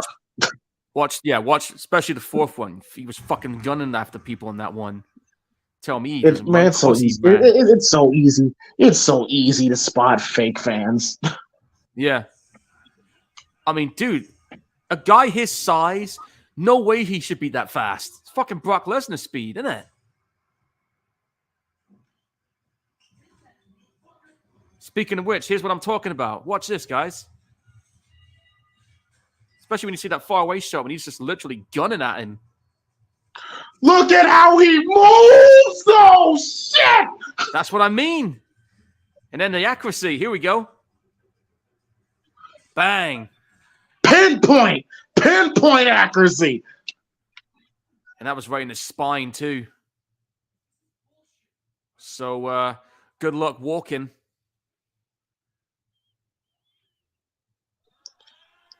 And I love how Jason doesn't go for the kill right away. He's using him as bait to draw him out.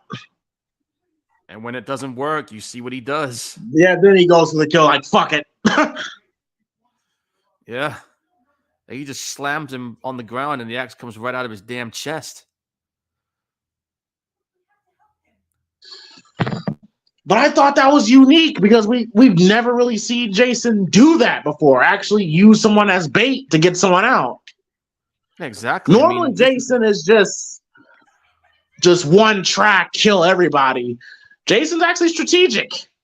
Exactly. And here's the part where he says, well, you're not used to me anymore. Damn. That was a CG accent, but doesn't matter. It still looked good.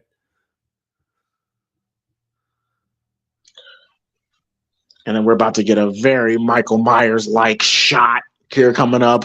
One of my favorite shots, but it's clearly Halloween inspired. I think it's good. When he's on top of the roof. Yeah, I think that's good. It's very ominous. Hey, I watched Rob Zombie's Halloween as well.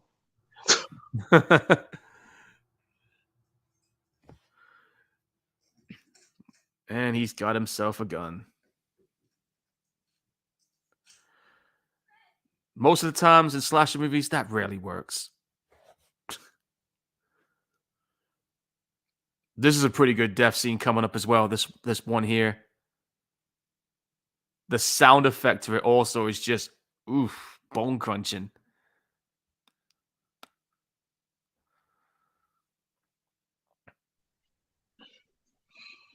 And pretty soon we're about to see Trent just being scared shitless, just shooting everything he sees. That dude clearly has no survival skills. Oh no, he's a rich douche. A rich douchebag that deserves bad shit to happen to him. He's a trust fund baby, plain and simple. Yes, silver spoon, spoiled, entitled brat. He's been acting like one all throughout the film. The only time I agreed with Trent was when his girlfriend bought Jared Padalecki in the house. Like, nah, bro, that ain't cool. Fuck you. Yeah. Oh, here we go. I like this. He got, like...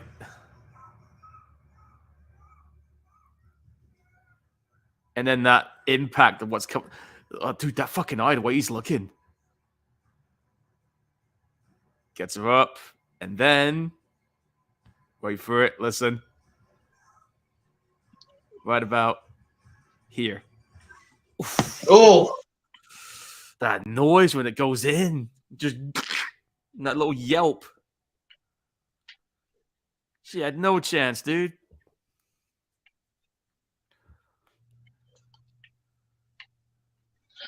Ah, fuck her. She was a hoe. Well, yeah.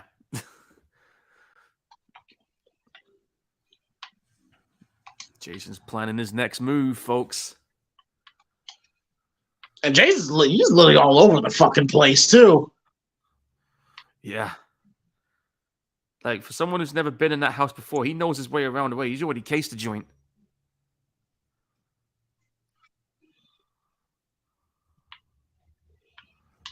I think he's about to kill Johnny Cage here coming up. Oh, yeah, he gets an eyeful. But that scene was crazy when I first saw it. Yeah, I know, right? And that sound effect when it goes through is just, ooh, you know? Because I did not expect Jason to fucking... I didn't expect his big ass to jump behind him like that. What, you mean like this?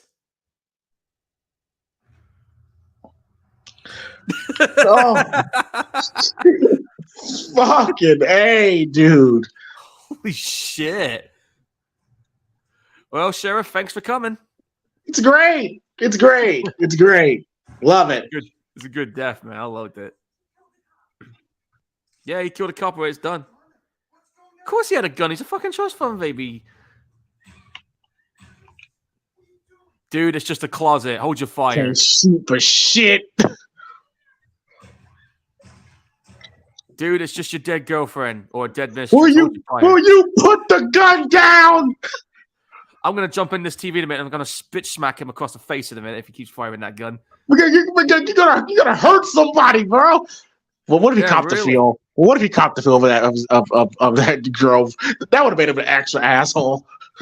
That would have been fucked up, yeah. Let me just touch it one last time. Douche. Guys, his scream here. Oh, it's so good. He screamed like a total bitch.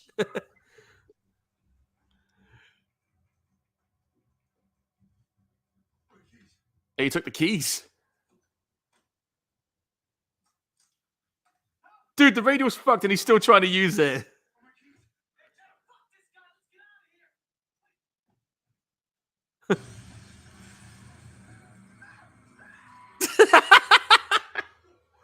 That scream, man. You know what's so funny? You want to know what's so funny? He's got the best scream in the movie. Yeah, right. It's the best scream in the film. You heard it. It was just he just takes off. Dude, he just dumped that guy in the jacuzzi. Like, really, bro? Oh, it's great. It's great.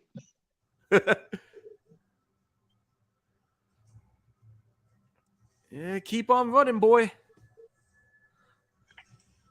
And then you said this truck driver coming up is the old man from Texas Chainsaw films? It is. And I never noticed that. I never paid attention to that. And I don't know if you knew this either, but he was also the truck driver the T-1000 stabbed. Try the T-1000. Oh, that was him? Yeah, but he's like, you all right? Yeah, that's the same guy. Oh, shit. I learn something every day. Yeah, well, unfortunately, though, he's no longer among the living. He passed away about 2 years ago. Rest in peace to him. Yeah, he was about 70-something at the time. Yeah, come on, bring it! Bring it. You know, imagine Texas Chainsaw Massacre and Friday the 13th in the same universe. I wonder if his character will be like a cameo. I think it was. That'd be cool if it was. I mean, it's the same pickup truck, ironically enough. Is it? Yeah, look at it carefully. I don't remember driving a pickup truck in the Texas movies. It was in the prequel one. Oh, whatever. All right, so This is a good death. This fucker deserved it. I'm sorry, but he did. Yeah, see, same truck driver. He did. It's great. Jason fucked him up. I wanted to be a little bit more brutal. Yeah. But hey, this is still brutal enough. I mean, it's brutal, but I wanted more. Like, gouge his eyes out or something. Yeah. He slammed him in that truck. He spits blood out, and that's it. And Jason's It's a like, great shot. bye. It's a great shot of Jason here on the road. I love to see that truck driver explain to the sheriff why there's a dead body in the back of his truck. Oh well, Jason, being a troll. Straight up. Just put a whole dead body on his truck. He won't notice. Oh no, they won't notice. Surely they won't notice. It's just a random prop on the truck.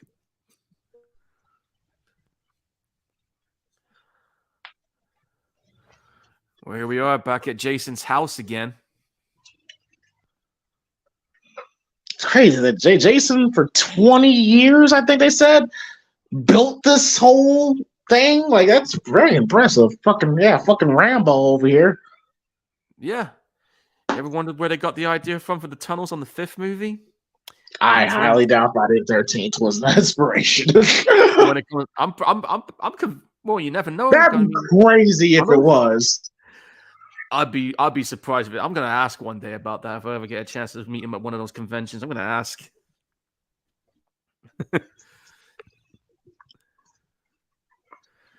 Stallone would be like, I've never seen any of those films, you know.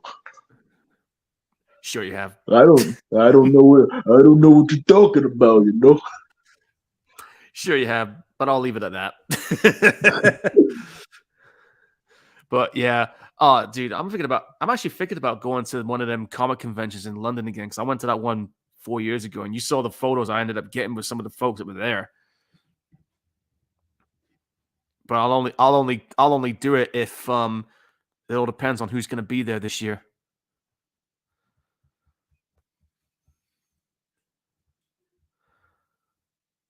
Meanwhile, back in the mine shaft.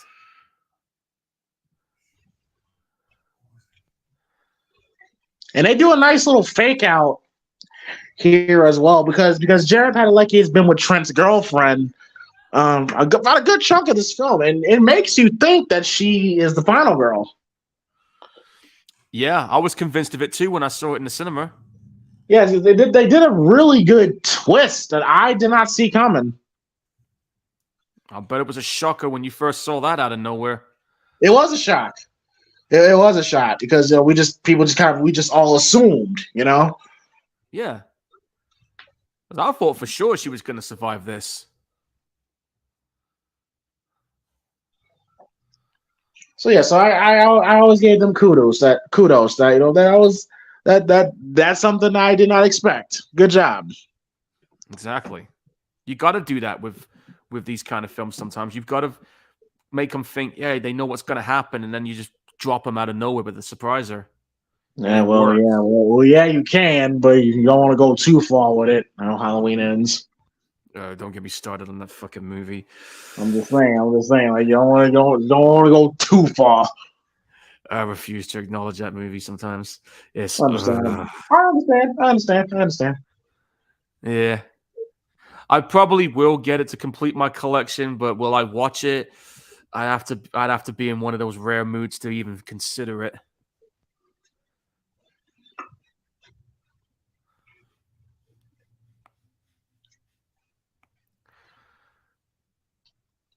Now, this layout of Jason's lair, it's very badass. So I'm not gonna hold you up. No, I like it. It does explain where he lives, and I do like that vibe. The whole grimy, abandoned mine thing. It's perfect. But I mean, but at the same time, I gotta be thinking about like, so would there be underground tunnels in the fucking woods though? It all depends on what was there. It all depends on what was there before. I'm gonna assume Camp Crystal Lake had coal miners back in the day. I'm guessing that too. It kind of doesn't make sense if you really think about it. Yeah, because I mean, think about it. You got the camping areas, got these woodland areas. I mean, look at that movie, The Burning. I mean, they had like an abandoned mine system there in that camp.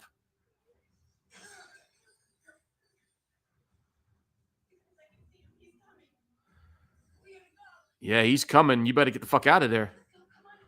Unless you want to be on the wrong end of his machete.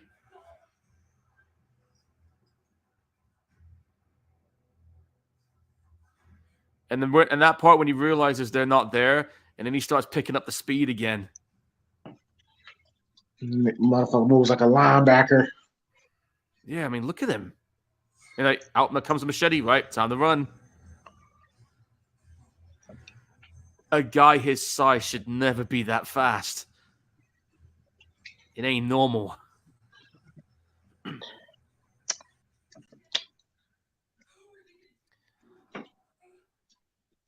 James, why you think Kane Hodder's overrated? Because people need to understand this. Okay, Kane Hodder was in the again, like I said, what a lot of people say were the shittiest era of the Friday the 13th films. Okay, Kane is great. When people say, "Oh, he's the best Jason," even when Kane Hodder says that, it's like, no, dude, you're not. Aww. You're not. I'll take. Oh shit. Oh, really? That was a nice surprise. This is some bullshit. That's what I was thinking. Fuck it. Is it some bullshit? That's exactly what I was thinking when I first saw that.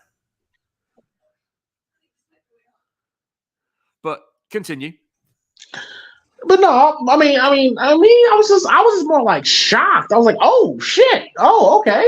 So Jared Padalecki's gonna be the final guy, which I'm always down for. It's a nice twist. I will give these guys props for that. Shout out to who's the guys that wrote this? Shout out to Damian Sandron and Mark Swift. They actually did a pretty good job of that twist. I mean, these were the same guys also who did the screenplay for Freddy vs. Jason. These were the two that were responsible for making that cross face-off happen. Yeah, they were responsible for. I mean, yeah, I would not know if I would give them that much credit. I mean, the amount of rejected scripts that was written for those films, they just kind of made the most of it. I know, but that's the one thing I will give them credit for because I always wanted to see that face-off happen. For better or for worse, we got it. Yeah. But no, what I was saying about Kane Hodder is like I enjoy Kane Hodder's portrayal of Jason very much, but you're not gonna sit here and tell me that he's better than Richard Brooker or Ted White. You cannot tell me that. And you guys are gonna think I'm crazy for saying this, but I think Kane Hodder's horror movie portrayal, I think, is at his best when he's Victor Crowley in Hatchet. To me, that's his better part. Oh, there you go. Because when he was playing that role, dude, he was a fucking live wire in all four of those movies. Nice kick. I'm sure that's got him pissed him off a little bit. And I don't even notice as well, but did you notice the hockey mask? When you saw it, it looked brand new. But as this film progressed, the mask got more scraped up. Dirty? Yeah. Which makes sense. Gotta give him points for that continuity. That makes sense because all throughout the Friday the 13th, the mask just stays clean no matter what. Yeah. And what is it about movies? You got certain movies where you have the final face-off, and it's always got to start pissing down. Well, I mean that's been a horror archetype since the 60s. Well, even other movies like action movies do. I mean, fucking Cyborg did it as well. Well, dramatic effect. Yeah, fair point. I just think it's got overused, but that's just me. And I gotta admit, this is a pretty good fight between these two. It's a good face-off. Yeah. Jared Padalecki actually goes toe-to-toe with Jason for a bit. And I gotta give him props as well for having his face that close to an actual wood chipper. Even though I think they might be the same size, because Jared Padalecki's pretty tall, and Jason may have like 50 pounds of muscle over him though. Jared's about 6'5", I want to say, and I know that Derek Mears is about 6'7", weighs about 260 pounds. Yeah, it's about the same size. Yep. But hey, I gotta admit, he's one of the few that can actually stand toe to toe with Jason. And I like the little ode to Friday 13 Part 2 we're about to see. Yeah. I mean, Amy Steele did it 20 times better, but still, I appreciate the nod. Yeah, nice little Easter eggs in these movies. Ooh. Now, I'll tell you right now, if a film director said, right, we want you to do a scene where you have your face that close to wood chipper, you can fuck right off. Yeah, kiss my ass. Because anything could go wrong. I'm pretty sure Jared, trusts Derek. He's a professional. He's a stunt man, but still. I'm not getting my face anywhere near that. Because once you get fed into that, that's it. Game over. Oof. There he goes again, getting hypnotized. Yeah, not completely ripping off Part 2, making it its own. Yeah. Like I said, Amy Steele did it better, but I still appreciate the effort. I gotta give him credit for trying at least. Oh, not the bear trap. Fucking neck and shoulders on Jason. Like, he's built like a... Ow, that's gonna hurt. I didn't like this line. Say hello to your mother in hell. It's just like, why? I kind of felt bad for Jason during this part. Like, this looks like, it sounds so cringe when she says that. Yeah. That's a nod to Part 3 with the hanging. Yeah, he just smacks a dude right in the face with that piece of wood, like, fuck you. Hilarious. But yeah, I kind of feel bad for this dude at this point. Because he was getting, like, dragged into that. But that dude's got some crazy core body strength. Because he was going to try and get his head out of that chain. I think. And he was trying.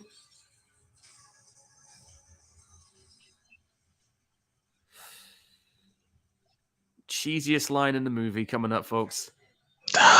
So bad. Damn. And a piece of his head got caught in the damn wood chipper. No! Fuck! Yeah, like he said. They should have done a sequel to this. Now, I hate this ending. I hate it. Well, when he just pops out of the damn water. Yeah, that's such a cop out.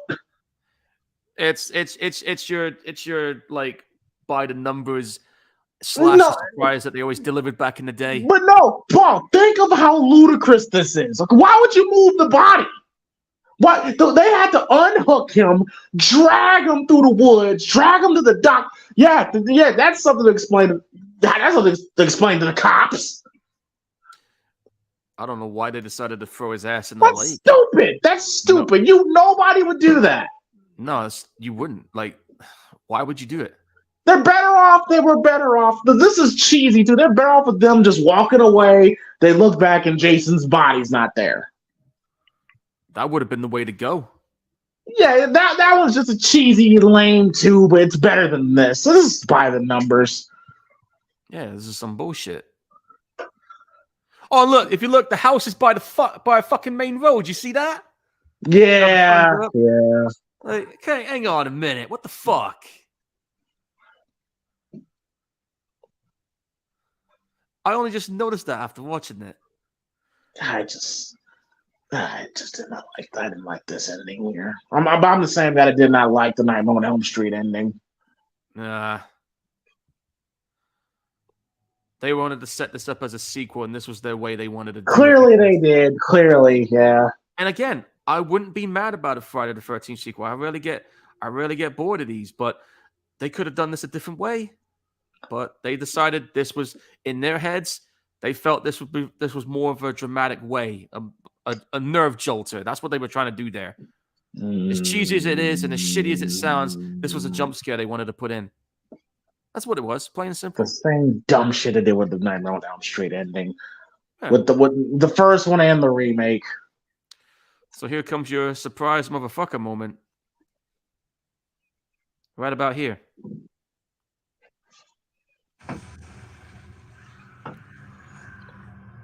There you go. Yeah. Well, it happened in the first film. Fuck off. Yeah, with Jason as a kid, and then you had his mom in part 3. That was effective. Wasn't necessary here. I mean, I get they wanted to do a jump scare, but they could have done it a But no, different way. but no. Just think about the logic. All right, you got this man Jason unconscious. You can leave and run. Call the cops. They unhook him from the chain. They touch his body first of all. Drag him to the dock. Gonna put his body in the water, and it's like, no, nobody would do that. Yeah, and plus the cops would arrest you because they would get you for murder. So Yeah, exactly. Explain that to the cops. yeah, Okay, like, where's the killer? We dumped him in the lake. why did you dump him in the lake? Well, we felt like we had to get rid of him, to stop him from coming out again. Yeah, but you got your murder prints all over him. All right, you're under arrest. You're the one that killed these guys. See you later. Yeah, if I was a producer, I'm like, no, this is not the way. The way to do that, because it could have been, Jared Padalecki and his sister walking down the road, and they cut back to where Jason was, and his body just disappears. Then cut to black, then play the credits. Easy.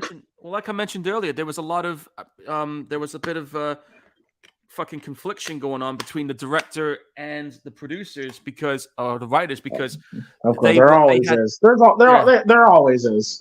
And this is the reason why Marcus Nispel is not making movies anymore. He's no longer making films. He's actually, what's he doing now? I'm seeing what he's up to right now. He's right now currently a property developer.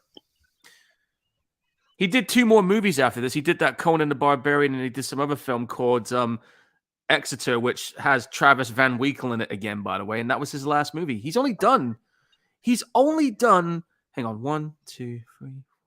He's only done 6 movies. Texas Chainsaw was his first. To be honest with you, I think Texas Chainsaw and Friday the 13th were his 2 biggest films. Well, obviously, but I think he realized that like this Hollywood shit is just it's like I said. Like I said, I think John Carpenter has that same dilemma. Loves making movies, loves directing movies, just hates the political side of Hollywood. That's just bullshit. That's just some of the things I have to worry about when I get there at some point, because my course is over in a few months. Well, a month now, month and a half. I don't think it's as bad for actors, but but it's when you're director and all that stuff. You want this vision of the film, but producers have to stick their nose in, like, oh, I want this vision, and you're butting heads, and producers coming on set and changing shit. It's like Marcus probably like, you know what, fuck this, I'm done. Yeah, he was just like, I'm out of here. So, I mean, Conan the Barbarian was his last big major studio movie. Then he did Exeter, which is like an indie-made one, which didn't do very well, and then that was it. How much does this movie make in the box office? I know it did a really good number at the box office, but I think it said as the preceding weeks went on, it kind of nosedived, which probably one of the reasons why I never got a sequel. Well, here's the thing: this movie ended up making $92 million at the box office against a $19 million budget. It was the second highest grossing movie in the franchise. The highest grossing movie in the Friday the 13th franchise is Freddy vs. Jason, which clocked in about 116 million against a. Which I don't know if I could count Freddy vs. Jason as a Friday the 13th film.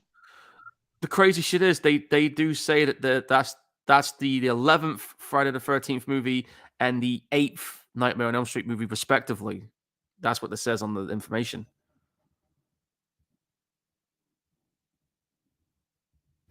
So that's pretty much where they went with it in this one. But, some people say it's a spin-off. Some people say it does have a direct tie. A lot of people say it's the final 2 movies in the original 2 movies franchises runs before they ended up getting their own remakes. Mm-hmm. So in an essence, Freddy vs. Jason was the final Nightmare on Elm Street and final Friday the 13th original series runs at this point. because there was nowhere else for them to go at that point. So they had to go back to the essences of what they were. Friday the 13th kind of got it right. I can't really say the same for Nightmare on Elm Street. I mean, again, I've said this numerous times. Fuck that movie. Fuck it. Fuck him. But hey, hang on. But I've said I've had no issues with who played Freddy. My issue was he didn't have a lot to do, and the story was a little fucking shallow, in my opinion. Why are you screaming? I haven't touched you yet. Man, fuck out of my face! I did like who they had to play Freddy. They just didn't have a lot for him to do, and some of the acting choices was. Yeah, they did. They gave him something to do. Practically everything Robert Englund damn near did. The only Freddy sequence I remember liking in that film. I remember this specifically because the only good thing about that fucking movie I liked was the scene when I think Rooney Mara was in. I think they were in a grocery store.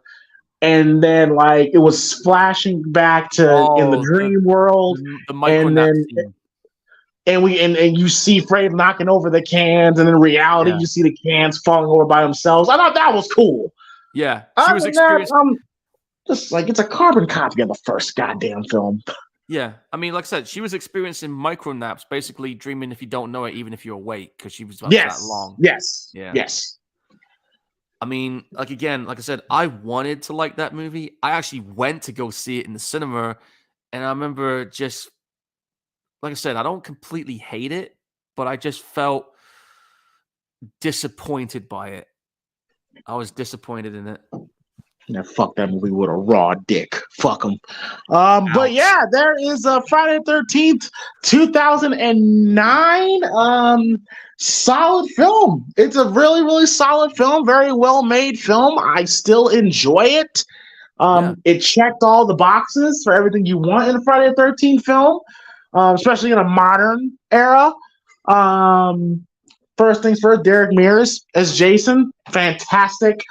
Probably, I could probably say he's up there as one of my favorite Jasons for sure. Yeah, I agree with that too. Yeah, it's for me. It's Ted White, Richard, then Derek, then Kane for me. No, wait, no, I can't forget about CJ Graham. Can't forget about CJ Graham. CJ Graham in there, yeah. Okay, yeah. So it's Ted White, Richard Brooker. Then Derek, CJ, and Kane. I think that's all of them, right? Yeah, I think so. I know for me, my personal favorites would be I'm sorry. Who played Jason Part 2? Fuck. I don't know. I know there was two people that played him. Some guy that jumped through the window in Part 2, yeah, but I'm trying to see who the guy was that actually played Jason all the way through. Hold on, I'll find out. Bollocks, where you at? Fucking Wikipedia's fucking me around. Here we go. I can't. Right. I think it's Steve something. I want to say Steve Descowes. Yes, Steve Descowes. Yes. Unfortunately, he passed away in 2018. I will say though, his last movie that I saw him in was a fan-made Friday the 13th film called Vengeance. If you guys have not seen that, definitely check it out. It is a direct continuation of Part 6, and they have Jason's father in there, Elias, and Tom McLaughlin was in it and everything. A couple of names from those movies are in that film. Okay, so Ted White's 1, Richard is 2, 3 is Steve, 4 Derek, 5 CJ, then Kane Hodder. My list is probably going to be a little controversial, but fuck it, here we go. For me, it's going to be Ted, Derek, CJ, Kane, Steve, and probably Richard Brooker. Okay. Oh, and I think we're also missing one other person who was in the Friday the 13th movie, and that was the one that was in the Freddy vs. Jason. That was Ken Kurtzinger, who, ironically enough, was the guy who got tossed around in the bar in Part 8 when he tried to get in Jason's face, calling him a son of a bitch, and he tossed him in the mirror. All right, so yeah, he's last. He's last. Yeah, he's last. He's He's last. last. He's last. I will say, he did better as a villain in Wrong Turn 2 than he was as Jason. I'll say that much. Yeah. Let's take Jason and basically turn him into fucking Frankenstein. Yeah, great job, Ronnie. Yeah, you know what you're doing. Yeah, but Friday the 13th Part 2009, the remake, really good. It's a really solid remake. I can never say in that era of remakes, I can say it's the second best behind Texas Chainsaw for sure. Yeah, definitely. So you get Texas, Friday, Rob Zombie's Halloween, and the worst was that fucking Nightmare film. Like I said, the last time I watched it, because me and Arlo reviewed all the Nightmare films, the night that we reviewed it was the last time I watched it. I had no interest in watching that movie again. We might have to watch it at some point just so we can go through it, but that's another topic for another day. Oh, God. That's what we do. Okay, but Friday 13th, 2009, solid remake. Love Jason. Love the traps, the layers of Jason they added. Like Jared Padalecki as the lead guy.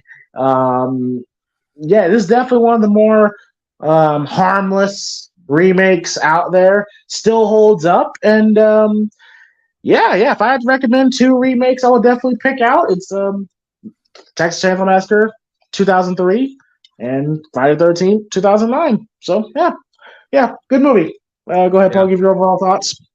Well, I really enjoyed this remake, and it's one of my favorite Friday the 13th movies that I've seen. I really liked how they put this movie together. I loved the presentation of Jason.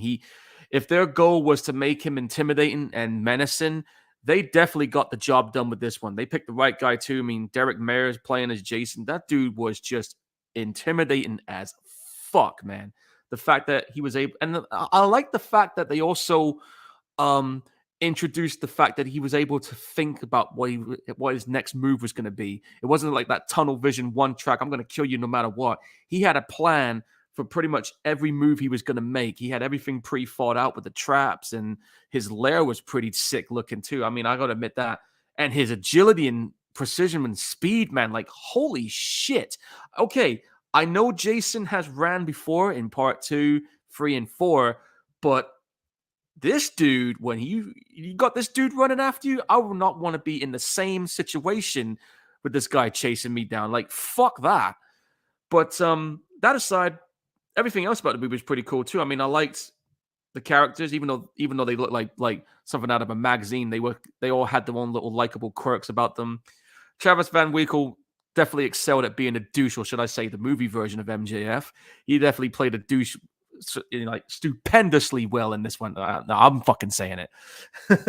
But that was good. The cinematography was great too. I mean, there were some moments where it was a bit too bright. One of my issues I had with the movie was that the place is meant to be like all disused and disrepaired, and yet it looked too clean and too polished to be looking abandoned. And obviously it's a set build, but again, if you're going to build a place to make it look abandoned and haunting, please make it look more disheveled and more dirty looking. It looked too clean for their own good. You know what I'm saying?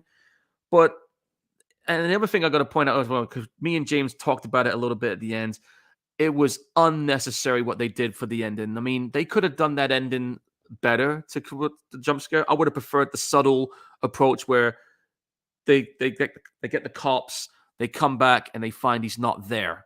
I would have preferred that version compared to him just exploding out of the damn fucking pier just to grab that girl again. I mean, okay, it's a good jump scare, cheap jump scare, sure, but I would have preferred the more subtle.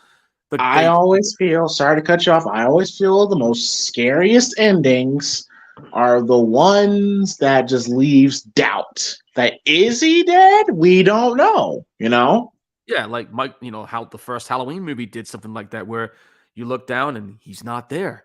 They could have done something similar to that with this ending in their own little way. That would have been a lot more effective. Would have put that doubt, like you said, is he still out there? Is he still, whatever? I would have preferred that. But I mean, look no overall, further than the first Friday the 13th film. yes, like Jason popping out the lake and they're like, "Where's the boy? Hey, we didn't find any We boy. didn't find no boy. Well, he's still out there then." And then you just show the shot of the lake. You could have done it like that. You could have done it like that with that bit where they went back to the barn. But again, like I said, there was a lot of fucking confliction going on between the writers and the directors during the shooting of this. I mean, if you watch the Crystal Lake Memories documentary, get to that part where they talk about the remake, they do mention that clear as day on here with that. But despite its flaws, this is still a solid fucking remake, and it's also a solid Friday the 13th movie. Easily my favorite one since I said it. I know I said it before, but I'll say it again. It's easily my favorite one since Part 6. And to me, it's up there with the first 4 in terms of bringing back that scare factor and bringing back that intimidation factor and just all overall making Jason just scary again. They got the job done with this, and that's the one thing I appreciate about this movie is that they succeeded at making Jason scary again.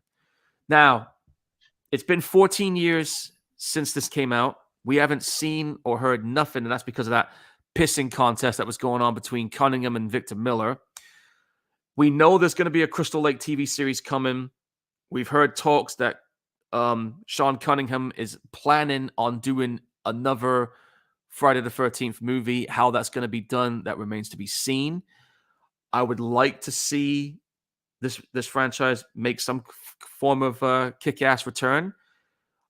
And my hope is, I hope that they keep the same essence of what made this movie good. If they can bring that over to this next one, then I am completely going to be a happy camper. As long as it's done right and as long as I don't fuck it up, then we're good.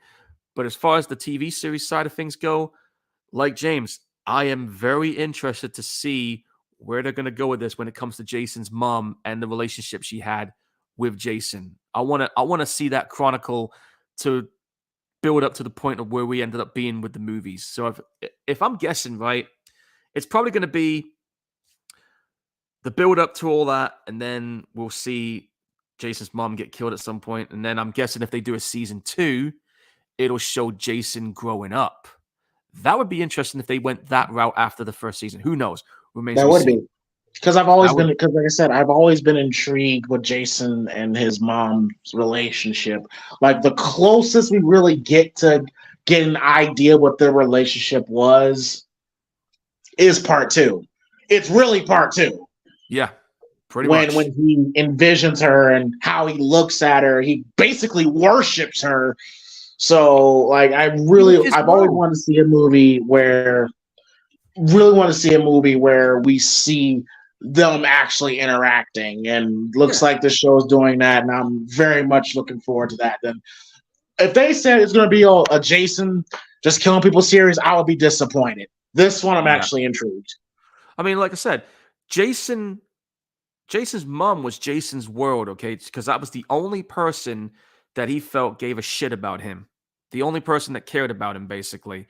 And that gone is what caused his breaking point. So I want to see that relationship and how it builds on this and how it ends up ultimately leading to where he is, to where we see him in this film. So that aside, though, again, this was a solid remake. I don't know why people shit on it as much as they do. I would just say, honestly, guys, just look past the bullshit that happens in this movie. Just kick your feet up and enjoy the next 90 minutes because there is a fun movie here. So I'm gonna give it 8 out of 10 because this was a fun Friday the 13th movie. Cool. Oh, and Paul, and really quickly, you want to go ahead and give your thoughts on Scream 6? Scream 6, well, as you guys know, I did see it before James. They released it about 2 days early before the US did, and I can tell you right now, I fucking loved it. I really enjoyed the shit out of this. This was probably easily my favorite one since Scream 4, and probably the scariest one I've seen since the first. And I'll get into why I say that, because I like how they had the continuation of the story. I like how they built on the new characters. We got to learn more about them. And I just love how fucking nasty Ghostface was. I mean, Ghostface was not playing in this movie. He was out there to kill you. Like, he didn't give a shit where you were or who you were. If you were in his way, you're going to end up on the wrong end of a shotgun, shopping mall, case in point. And one of my favorite, I think the best chase sequence I saw easily was the apartment. And my favorite scene, but the one scene that I really liked, was the sequence in the train. I thought that was so well done. It had people on edge, had me on edge on it. I was at one point thinking, which one of these motherfuckers is the real Ghostface? However, James, I do agree with what you said on the short review where you said that the third act was completely a fucking rehash of Scream 2. It definitely was. And you could clearly see it plain as day. As for who the killers were, I'm not gonna say any names because I don't want to spoil it, but let's just say, looking at the characters and watching how the story unfolded, let's just say I had my suspicions on who the killers were, and my suspicions ended up being correct. So it didn't surprise me who the killers were. That's the one thing I will say. I wasn't surprised who they were. I had a feeling who I thought they were going to be. And again, the third act was just felt like a rehash of Scream 2. But the rest of the film, though, don't get me wrong. This movie was fucking fun. I really enjoyed it. And I'm looking forward to seeing where they're going to go with the next one. And we all know that 7's going to happen. They got that green lit already. And for those people that are saying about, oh, it's not Scream without Sidney Prescott. Guys, I'm going to be real with you right now. Yeah, she wasn't in it. And to be perfectly honest with you, I didn't miss her. It didn't hinder my experience. It didn't ruin my experience. She got her happy ending, so let it be. She's got her family and kids, like you saw on Scream 5. They hinted that. Let it be. As far as Courtney Cox goes, it was good to have her in there, but she didn't have a whole lot to do, and would have been okay without her either. I mean, I wouldn't have been mad about that if she wasn't in it or got killed or whatever, man. But overall, solid sequel. Easily my favorite since part 4, and easily for me the scariest since the first, because they did a lot of things that checked all the boxes for me. So I'm gonna give that like 8.5 out of 10. The reason why I didn't give it a 9 was again because of the third act being a complete rehash of the second film. So that's my take. So you're not gonna give me credit? You're not gonna give me my flowers? You're not gonna give me props? I'm giving you props right now, dude. Here, I would give you something now, but we're like 3,000 miles away across from the pond. But so, no, you know. but here's the thing, because people are kind of giving me shit about the Sam character and the actress. And what did I tell you, Paul? I told you, Paul. I told you, like, if she is shit again, she's gonna be in Tina levels with me. Yes, but I'm aware of that. But she did do good in this one. I will admit, I will give Melissa Brand credit. She did the damn thing. She did that. She improved greatly. I was scared because when we first saw that teaser, and then I was kind of like, oh, she still got that deer in the headlight look and that same tone in her voice. Oh shit.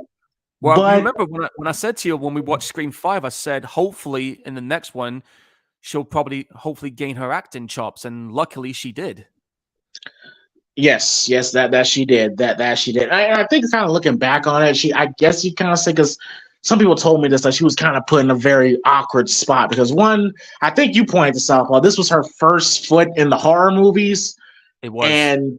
And two, like, she's kind of come on, you're wedged in between, you got Nev Campbell standing next to you. And how about the fans love Nev Campbell and you're Sam, this new person? It's kind of a weird position, which I kind of feel like that whole scene where she's like, it's so hard being hated. A part of it kind of feel like, wait, is that directed towards me? But you never know. I think somebody must have took note on our reviews. Well, I mean, that's the one that kind of knows with these Scream films. It's like they kind of like take little subtle shots at the audience sometimes. Yeah. But Somebody must have told him about what we were doing. I guess. I mean, Ghostbusters 28, Ghostbusters did it. Yeah, you shouldn't be listening to people on the internet who live in their mom's basement. I'm just like, Melissa McCarthy, you fake ass Chris Farley. Dude. But that Ghostbusters 2016, man, I had the displeasure of seeing that in the cinema. Listen, I got nothing against the female cast. I just did not find the film funny. Sorry, but I just did. Those bitches weren't funny. But you just got Holtzman. Oh boy. What to say about that? I hate you. I hate you. But well, yeah, I'm glad they turned it around on Afterlife. I'll say that. This is true. But I thought Melissa Barrera was really good. Like you said, I agree. I did not miss Sydney at all. And as far as Courtney Cox, I thought she did well. Even though I think long term, I'm thinking, did it really need her? But and of course, Jenna Ortega was great as usual. And I love the new cast. You know, Chad, Mindy, like the Scream would have done a really good job of making me care for these new characters. You know, and not making me miss the older characters. So, yeah, I'm looking forward to Scream 7. Paul, so what movie are you going to be watching next week?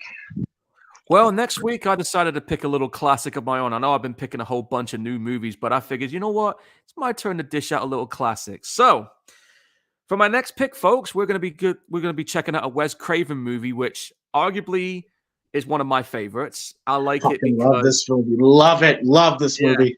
The reason why I love this movie is fucking wild, and plus, this is one of those films that has a rare example of horror and heavy metal music mixing perfectly well together. So, folks, next week it's Wes Craven's Shocker. Let's go. Great pick. Mm-hmm. And as for me,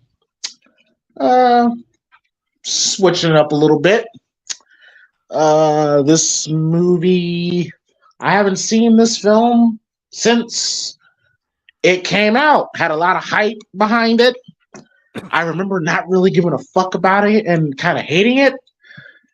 First time watching this in almost 20 years. What'd you got? The movie I got after Shocker?